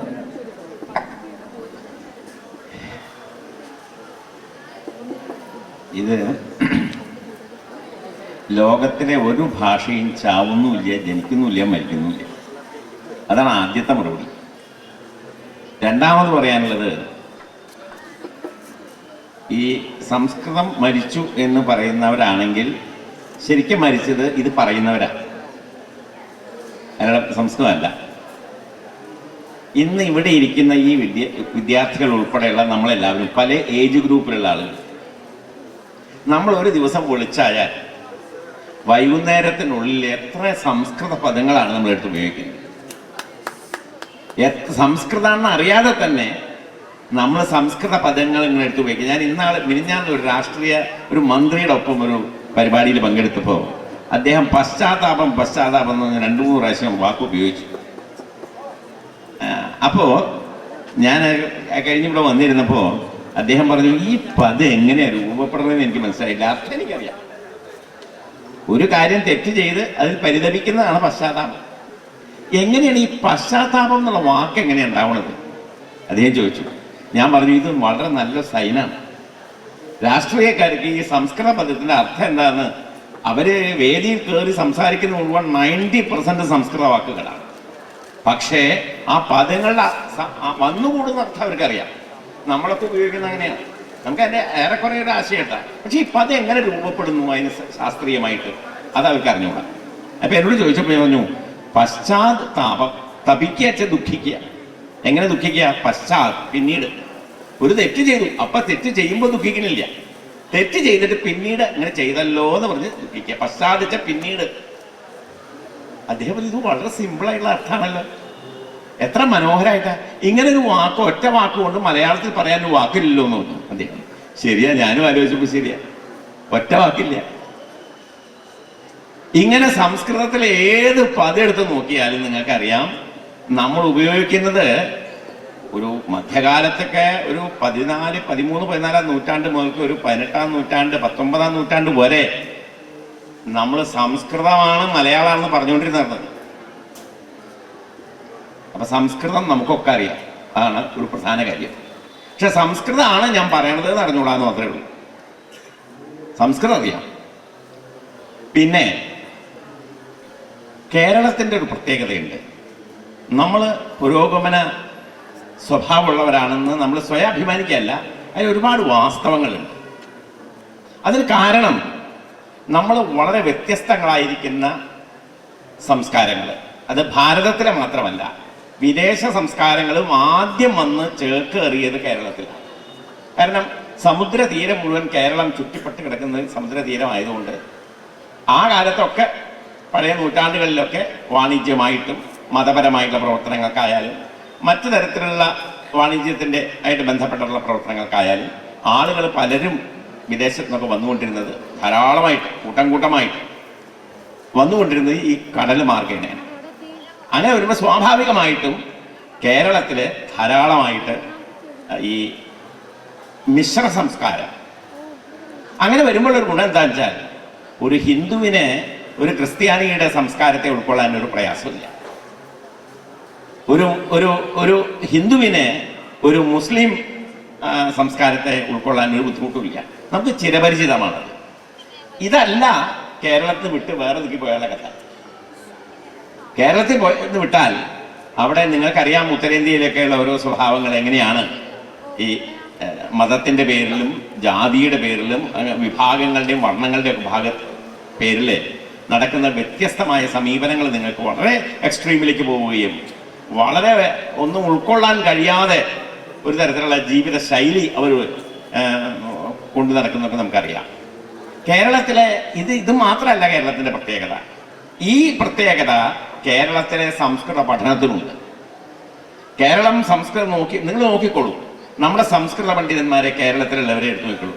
NV കൃഷ്ണവാര്യർ, NVP ഉണ്ണിത്തിരി മാഷ്, കോഴിക്കോടുള്ള ആളാണ്, വലിയ പ്രസിദ്ധ പണ്ഡിതന്മാർ. OK Munshi, doctor MS Menon, Attoor Krishna Pisharody, ഇങ്ങനെ തുടങ്ങിയുള്ള MP ശങ്കുണ്ണി നായർ, എത്രയോ പ്രഗത്ഭരായ പണ്ഡിത നിര കേരളത്തിൻ്റെ അനാദികാലം മുതൽ, ഇത് ഇപ്പോൾ ഈ അടുത്ത കാലത്തുള്ളവരെയാണ് ഞാൻ പേര് പറഞ്ഞത്. പക്ഷേ ഈ പണ്ഡിതന്മാരെല്ലാവരും അവരുടെ സംസ്കൃത വിജ്ഞാനം, അവർ പഠിച്ചത് സംസ്കൃതമാണ്, പക്ഷെ അവർ പോഷിപ്പിച്ചത് മുഴുവൻ മലയാളത്തെയാണ്. അവരെഴുതി കൂട്ടിയത് അറ്റ് ലെങ്ത്, എക്സ്റ്റെൻസീവ്ലി എന്ന് ഇംഗ്ലീഷിൽ പറയും, അബണ്ടന്റ്ലി അവരെഴുതി കൂട്ടിയത് മുഴുവൻ മലയാളത്തിലാണ്. സംസ്കൃതത്തെ മലയാളിക്ക് പ്രയോജനപ്പെടുത്തുന്ന രീതിയിൽ വലിയ വിജ്ഞാനം എത്രയോ നൂറ്റാണ്ടുകളായിട്ട് ലോക ഭാഷാ പൈതൃകത്തിലെ ഏറ്റവും പ്രാചീനമായ ഭാഷയാണ് സംസ്കൃതം. അനാദികാലം മുതൽക്കുള്ള അറിവ് അതിലാണ് സംഭരിക്കപ്പെട്ടത്. ആ അറിവിനെ മുഴുവൻ ആ പണ്ഡിതന്മാര് കേരളത്തിൽ കൈരളിയുടെ പോഷണത്തിന് വേണ്ടിയാണ് ഉപയോഗിച്ചത്. സംസ്കൃത വിജ്ഞാനം കൈരളിയുടെ പോഷണത്തിന് വേണ്ടി ഉപയോഗിച്ചു എന്നുള്ളതാണ് മലയാളികളായ സംസ്കൃത പണ്ഡിതന്മാരുടെ ഒരു മേന്മ. ഇത് മറ്റ് പ്രദേശങ്ങളിൽ കാണാൻ സാധിക്കില്ല. അവർ സംസ്കൃതത്തിൽ എഴുതുള്ളൂ. കൃതികൾ സംസ്കൃതത്തെ പോഷിപ്പിക്കാൻ സംസ്കൃതത്തിൽ എഴുതാം, പക്ഷേ സംസ്കൃതം വായിച്ച് മനസ്സിലാക്കാവുന്ന ആ ഭാഷയെ അതിൻ്റെ ശരിയായ അതിൻ്റെ ലിപിയിൽ കൂടെ അത് വായിച്ച് അർത്ഥം മനസ്സിലാക്കി ഉൾക്കൊള്ളാൻ കഴിയുന്ന നമ്മുടെ ജനസമൂഹം വളരെ ചെറുതാണ്. അതുകൊണ്ട് സംസ്കൃത വിജ്ഞാനം നമുക്ക് പ്രചരിപ്പിക്കാൻ കഴിയുന്നത്, ഭാരതീയമായ വിജ്ഞാന പൈതൃകത്തെ സമൂഹത്തിന് പരിചയപ്പെടുത്താൻ കഴിയുന്നത് അതത് പ്രാന്തീയ ഭാഷകളിൽ കൂടെയാണ്, പ്രാദേശിക ഭാഷകളിൽ കൂടെയാണ്. അതുകൊണ്ട് അത് തിരിച്ചറിഞ്ഞിട്ടാണ് അത് സെക്കുലറുമാണ്. അതാണ് ഒരു പ്രത്യേക വിശേഷം. സെക്കുലറാണ്. നമുക്ക് ഇത് ഈ എന്താ പറയാ, സംസ്കൃതം രണ്ടു തരത്തിൽ പഠിക്കുകയും പഠിപ്പിക്കുകയും ചെയ്യാം, കൊണ്ടു നടക്കാം എന്നുള്ളതിന്റെ തെളിവ് ഉത്തരേന്ത്യയിലെ സംസ്കൃതവും കേരളത്തിലെ സംസ്കൃതം നോക്കിയാൽ മതി. ഉത്തരേന്ത്യയിലെ സംസ്കൃതം ജാതി മത അടിസ്ഥാനത്തിൽ അതിൻ്റെ വളരെ വർഗീയമായ വേലികെട്ടിൻ്റെ ഉള്ളിൽ നിൽക്കുന്നതാണ് അധികവും. ആചാരങ്ങളും അനുഷ്ഠാനങ്ങളൊക്കെ അങ്ങനെയാണ്. പക്ഷെ കേരളത്തിൽ ഇവിടെ ഏറ്റവും വലിയ സംസ്കൃത പണ്ഡിതൻ P.T. കുര്യാക്കോസ് മാസ്റ്ററാണ്. കുര്യാക്കോസ് എന്ന് പറയുന്ന ഒരു ക്രിസ്ത്യാനിയാണ് കേരളത്തിലെ നവോത്ഥാന സംസ്കൃതത്തിൻ്റെ ആദ്യ ശില്പി. കോടിക്കണക്കിന് ഇന്ന് കോടിക്കണക്കിന് രൂപ വില വരുന്ന ഒരു സംസ്കൃത കോളേജ് ആ കാലത്ത് സ്വന്തം പോക്കറ്റിൽ നിന്ന് കാശ് ചെലവാക്കി ഒരു വലിയ സ്ഥലം വാങ്ങി അവിടെ കെട്ടിടം പണിത് സംസ്കൃതവും മലയാളവും പഠിപ്പിച്ചുകൊണ്ടിരുന്ന ആളാണ്, കോളേജ് സ്ഥാപിച്ച ആളാണ് P.T. കുര്യാക്കോസ്. ഒരു 1.5 നൂറ്റാണ്ട് മുമ്പുള്ള ചരിത്രമാണ് ഞാൻ പറയുന്നത്. ഇത് പുന്നശ്ശേരി തമ്പി നീലകണ്ഠ ശർമാവിൻ്റെ ശിഷ്യപരമ്പരയിൽപ്പെട്ട പട്ടാമ്പിയിലെ ശിഷ്യപരമ്പരയിൽപ്പെട്ടതാണ്. ഞാൻ പറഞ്ഞുകൊണ്ടുവന്നത് സെക്കുലറായ ഒരു സംസ്കൃതം എല്ലാ ജാതി മതസ്ഥർക്കും ഒരു ഭാഷ എന്ന നിലയിൽ സംസ്കൃതം എങ്ങനെ പഠിക്കാം അതിനെ കുറിച്ച് വളരെയധികം മാതൃകയായിട്ട് പ്രവർത്തിക്കുന്ന ഒന്നാണ് ഈ കേരളത്തിൻ്റെ സംസ്കൃതം. അപ്പോൾ പണ്ഡിതന്മാരുടെ സംസ്കൃത പൈതൃകം, അവർ സംസ്കൃതത്തെ എങ്ങനെ സേവിച്ചു, അവരെങ്ങനെ സംസ്കൃതം പഠിച്ചു നോക്കിക്കണ്ടു, അതെല്ലാം ദൈനംദിനമായിട്ട് കേരളത്തിൻ്റെ കൈരളിയുടെ സംസ്കാരത്തിന്, കൈരളിയുടെ സാഹിത്യത്തിനെ പോഷിപ്പിക്കുന്നതായിരുന്നു. ഇതാണ് അതിൻ്റെ ഒരു പ്രത്യേകത. ഇനി ഇവിടെ ഷെൽഡൻ ബോളൊക്കെ പറഞ്ഞ ഒരു കാര്യത്തെക്കുറിച്ച് അജിതൻ പറഞ്ഞു. എനിക്കത് അത്രയൊന്നും ഗൗരവമായിട്ട് എനിക്ക് തോന്നിയിട്ടില്ല. കാരണം സാഹിത്യ ചർച്ച മരിച്ചു എന്ന് പറയുന്നത് എങ്ങനെയാണ്? നമ്മൾ ഇപ്പോഴും ഒരു 2 മാസങ്ങൾക്ക് മുമ്പാണ് മഹാഭാരതത്തിൻ്റെ ഏറ്റവും വളരെ റിവൈസ്ഡ് ആയിട്ടുള്ള സംസ്കൃതത്തിൽ എഴുതപ്പെട്ട മഹാഭാരതത്തിൻ്റെ, ലോകത്തിൽ സംസ്കൃതത്തിലെ ഏറ്റവും വലിയ എപ്പിക് എന്ന് പറയുന്ന മഹാഭാരതത്തിൻ്റെ വലിയ പഠനം മലയാളത്തിൽ ഉണ്ടായിട്ടില്ല. സംസ്കൃത കൃതിയാണ്, അതിൻ്റെ പഠനം മലയാളത്തിൽ ഉണ്ടായിരിക്കുകയാണ് P.V. രാമൻകുട്ടി മാസ്റ്റർ. അപ്പം ഞാൻ പറഞ്ഞുകൊണ്ടുവന്നത് സംസ്കൃതത്തിലെ ഇനി ഞാൻ ഉറങ്ങട്ടെ ബാലകൃഷ്ണൻ്റെ നോവല് ഇതുപോലെയുള്ളതായിരിക്കുന്ന എത്രയോ രണ്ടാമൂട് MT-യുടെ ഇങ്ങനെ ഇതൊക്കെ സംസ്കൃതത്തിലുള്ള മഹാകൃതികളിലുള്ള കഥാപാത്രങ്ങളും അവിടുത്തെ കഥാസന്ദർഭങ്ങളും അതിലുള്ള സാഹിത്യ സന്ദർഭങ്ങളും ഒക്കെ തന്നെയാണ് ഇതെല്ലാം ചർച്ചയ്ക്ക് വിഷയമായിട്ടുള്ളത്. അപ്പം അങ്ങനെ സംസ്കൃതം ഒരിക്കലും മരിക്കുന്നില്ല, സംസ്കൃത സാഹിത്യം മരിക്കുന്നില്ല. അത് പറഞ്ഞിട്ടുണ്ടെങ്കിൽ അത് ഷെൽഡൻ ബോളക്കിൻ്റെ ഒരു പരിമിതിയായിട്ടേ ഞാൻ എന്നെ കാണുന്നുള്ളൂ. അതൊരിക്കലും ഇല്ല. മാത്രമല്ല, ഞാൻ ഒരുപാട് വിദേശ സർവകലാശാലകളിലൊക്കെ പോയിട്ടുണ്ട്. അവിടെയൊക്കെ സംസ്കൃത പണ്ഡിതന്മാരുമായിട്ടും അവിടെയുള്ള ഭാഷ, മറ്റു ഭാഷകൾ നമ്മളൊക്കെ അവിടെ ക്ലാസ് എടുക്കാൻ ചെല്ലുമ്പോൾ, സംസ്കൃത പണ്ഡിതൻ നൽകി ക്ലാസ് എടുക്കാൻ ചെല്ലുമ്പോൾ ലോക സാഹിത്യത്തെ സംബോധന ചെയ്തുകൊണ്ടാണ് നമ്മൾ സംസാരിക്കുന്നത്. കാരണം ലോക സാഹിത്യത്തിലെ ഏറ്റവും വലിയ പൈതൃകമാണ് സംസ്കൃതം. അതിനെക്കുറിച്ചാണ് സംസാരിക്കണേ. നമ്മുടെ അദ്വൈത വേദാന്തവും നമ്മുടെ രസചിന്തയും നമ്മുടെ ധ്വനിചിന്തയും നമ്മുടെ അലങ്കാര ചിന്തകളൊക്കെ ലോകത്തിൽ തന്നെ ഏറ്റവും വലിയ പ്രശസ്തിയുള്ളതാണ്, ഏറ്റവും വലിയ അംഗീകരിക്കപ്പെട്ടിട്ടുള്ളതാണ്. ഇത് ഒരു തമാശ പറയുന്നതല്ല. വിദേശത്തെ അവിടെ ഈ ക്ലാസ്സുകൾ കേൾക്കാൻ വരുന്നത് ഇംഗ്ലീഷ് ഡിപ്പാർട്ട്മെന്റിലെയും ഫ്രഞ്ച് ഡിപ്പാർട്ട്മെന്റിലെയും ജർമ്മൻ ഭാഷ വകുപ്പിലേക്കുള്ള അധ്യാപകരാണ് ക്ലാസ് അറ്റൻഡ് ചെയ്യാൻ വരുന്നത്. അവർ സംസ്കൃതം പഠിച്ചിട്ടില്ല, പക്ഷെ അവർക്ക് സംസ്കൃതം കേട്ടാൽ അവർക്ക് ഇഷ്ടമാണ്, അവർക്ക് താല്പര്യമാണ്, അതിന് കുറേ കാര്യങ്ങൾ മനസ്സിലാക്കാനുണ്ട്. അപ്പോൾ ഒരുപക്ഷെ കേരളത്തിൽ അല്ലെങ്കിൽ ഇന്ത്യയുടെ ചില സംസ്ഥാനങ്ങളിൽ ചില ഭാഗങ്ങളിൽ ചിലപ്പോൾ സാഹിത്യത്തിലെ ചർച്ചകളൊക്കെ ചില ഭാഗത്ത് ക്ഷീണിച്ചിട്ടുണ്ടാവാം. പക്ഷേ അതൊന്നും ജനറലൈസ് ചെയ്യാൻ പറ്റില്ല. അതല്ല അതിൻ്റെ സ്ഥിതി എന്നാണ് എൻ്റെ അനുഭവം കൊണ്ട് എനിക്ക് പറയാൻ സാധിക്കുന്നത്. സമയം അതിക്രമിച്ചു എന്നറിയാം. എന്നാലും പാനൽ പറയുന്നത് പോലെ ഈ മരിക്കുക എന്നുള്ള ചിന്ത ആദ്യം തന്നെ വരുന്നത് തന്നെ റൊളാൻ ബാർത്ത് ഡെത്ത് ഓഫ് ദി ഓതർ എന്ന് പറയുന്നതോട് കൂടിയിട്ടാണ്. 1980-90കളിൽ ഇത് വലിയ സജീവമായി ചർച്ചയായി വരുന്നത്. ഒന്നിനെ നമ്മൾ മരിച്ചു. സംസ്കൃത ഭാഷ, ഒരു ഭാഷ വളരുന്നു എന്ന് പറയണമെങ്കിൽ അത് ലൈവായിട്ട് ആളുകൾക്കിടയിൽ നിലനിൽക്കുന്ന ഒന്നായിരിക്കണം. ഒരു ഭാഷ ഒരു കൂട്ടം ജനങ്ങൾ ഉപയോഗിക്കുമ്പോൾ അതിൽ ഒരുപാട് മാറ്റങ്ങൾ സംഭവിക്കും. That change is considering as the growth of that language. നമ്മൾ അങ്ങനെയാണ്, അത് വളരുന്നു എന്ന് നമ്മൾ പറയുന്നത് ഇത്തരത്തിലുള്ള മാറ്റങ്ങൾ സംഭവിക്കുമ്പോഴാണ്. അപ്പോൾ മാറ്റമില്ലാതെ നിലനിൽക്കുക എന്നുള്ളതുകൊണ്ടാണ് ഈ മരണം എന്ന് പറയുന്നത്. കൂടുതൽ പഠനത്തിൽ ഇപ്പോഴും നടന്നുകൊണ്ടിരിക്കുന്ന ഒരു കാര്യത്തെ മരിച്ചു എന്ന് പറയുന്നത്, അത് പറഞ്ഞതുപോലെ തന്നെ വളർന്ന് പന്തലിച്ച് കഴിഞ്ഞ ഒന്ന് എന്നുള്ള അർത്ഥത്തിലാണ്. കൊച്ചു മാറ്റങ്ങളൊന്നും വരാത്ത ഒന്ന് എന്നുള്ളത് കൊണ്ടും കൂടെയാണ് എന്നാണ് എനിക്ക് അതിൽ തോന്നിയിട്ടുള്ളത്. ഇതിലൊരു പോയിന്റ് കൂടെ പറയാനുള്ളത്, ഡെത്ത് ഓഫ് സാൻസ്ക്രിറ്റ് അല്ല, ഡെത്ത് ഓഫ് ഓർഡർ. ഏത് ഭാഷയിലും ഒരു കൃതി എഴുതുന്ന ആ ആള് എഴുതി കഴിയുമ്പോൾ ഉടനെ മരിക്കും. അയാൾ മരിക്കും എന്ന് പറഞ്ഞതിന്റെ അർത്ഥം അയാളെ വ്യക്തിത്വം ഇല്ലാണ്ടാവുന്നതല്ല. വ്യക്തി എന്ന നിലയ്ക്ക് അയാളുണ്ട്, പക്ഷേ ആ കൃതിയിലുള്ള അധികാരം മുഴുവൻ പിന്നെ വായനക്കാരനാണ്, പിന്നെ എഴുതിയ ആൾക്കല്ല. അതെന്താന്ന് വെച്ചാൽ സംസ്കൃതത്തിൽ ഒരു പഴയ ചൊല്ലുണ്ട്, ഒരു പഴയ ശാസ്ത്ര സിദ്ധാന്തമുണ്ട്. ഞാനൊരു കാര്യം പറഞ്ഞാൽ അതിൻ്റെ അർത്ഥം ഞാൻ ഉദ്ദേശിച്ചതാണോ അതോ നിങ്ങൾ മനസ്സിലാക്കിയതാണോ എന്നൊരു ചോദ്യമുണ്ട്. ഞാൻ പറഞ്ഞതിൻ്റെ അർത്ഥം ഞാൻ ഉദ്ദേശിച്ചതല്ല. ഞാൻ പറയുന്നത് നിങ്ങൾ എന്താണോ മനസ്സിലാക്കിയത് ആ മനസ്സിലാക്കിയതാണ് അതിൻ്റെ അർത്ഥം, ഞാൻ പറയുന്നതിൻ്റെ അർത്ഥം. അപ്പൊ അർത്ഥത്തിന് എനിക്കൊരു കൺട്രോളും ഇല്ല എന്നർത്ഥം. അർത്ഥത്തിന് എനിക്കൊരു കൺട്രോളും ഇല്ല. എനിക്ക് ശബ്ദം ഉപയോഗിക്കാം, എനിക്ക് ആ സന്ദർഭത്തിൽ ശരിയാണെന്ന് തോന്നുന്ന ഒരു കാര്യം പറയാം, പക്ഷേ ആ ശരിയായ അർത്ഥത്തിൽ ആയിക്കൊള്ളുന്നില്ല കേൾക്കുന്ന ആളതിനെ ധരിക്കുന്നത്. അതുകൊണ്ട് ഡെത്ത് ഓഫ് ഓതർ എന്ന് പറയുന്നത് എല്ലാ ലോക സാമാന്യമായ ഒരു സംഗതിയാണ്. പക്ഷേ ഡെത്ത് ഓഫ് സംസ്കൃതം എന്നോ ഡെത്ത് ഓഫ് മലയാളം എന്നോ അങ്ങനെ ഒരു സംഗതിയില്ല. Thank you sir. അപ്പോൾ ഈ സെഷൻ ഇവിടെ അവസാനിപ്പിക്കുകയാണ്. നമുക്കറിയാം ഇത്രയും പേരവിടെ ഭയങ്കരമായിട്ട് ടെൻഷൻ അടിക്കുന്നു, അവർ പല കുറിപ്പുകൾ ഓൾറെഡി തന്നു കഴിഞ്ഞു. നമുക്കത് സന്തോഷമാണ്, പക്ഷേ സംഘാടകർക്ക് ഇതൊരു വലിയ തലവേദനയായിട്ട് മാറുന്നുണ്ട്. അപ്പോൾ നമ്മൾ ഈ സെഷൻ ഇവിടെ അവസാനിപ്പിക്കുകയാണ്. അപ്പോൾ ആദ്യമായി ഇതിലുണ്ടായിരുന്ന ആൾക്കാർ മുരളീധരൻ സാറാണ് അങ്ങേയറ്റത്തിരുന്നത്. അപ്പോൾ സാറിനും പിന്നെ കാലടിയിലെ ഇപ്പോഴത്തെ acting VC teacher Murali Madhavan sir, ഇവർക്കൊക്കെ ഈ പാനൽ ഡിസ്കഷൻ്റെ ഭാഗമായി ഇവിടെ പങ്കെടുത്തതിന് ഈ സംഘാടകരുടെ പേരിലും എൻ്റെ പേരിലുള്ള വ്യക്തിപരമായ പേരിലുള്ള നന്ദി ഞാനിവിടെ അറിയിക്കുന്നു. എല്ലാവർക്കും ഇത് കേൾക്കാൻ നിന്ന വളരെ ആക്റ്റീവായിട്ട് കേട്ടുകൊണ്ടിരുന്ന എല്ലാ പ്രേക്ഷകർക്കും ഞങ്ങളുടെ എല്ലാവരുടെയും നന്ദി അറിയിക്കുന്നു. നന്ദി, നമസ്കാരം.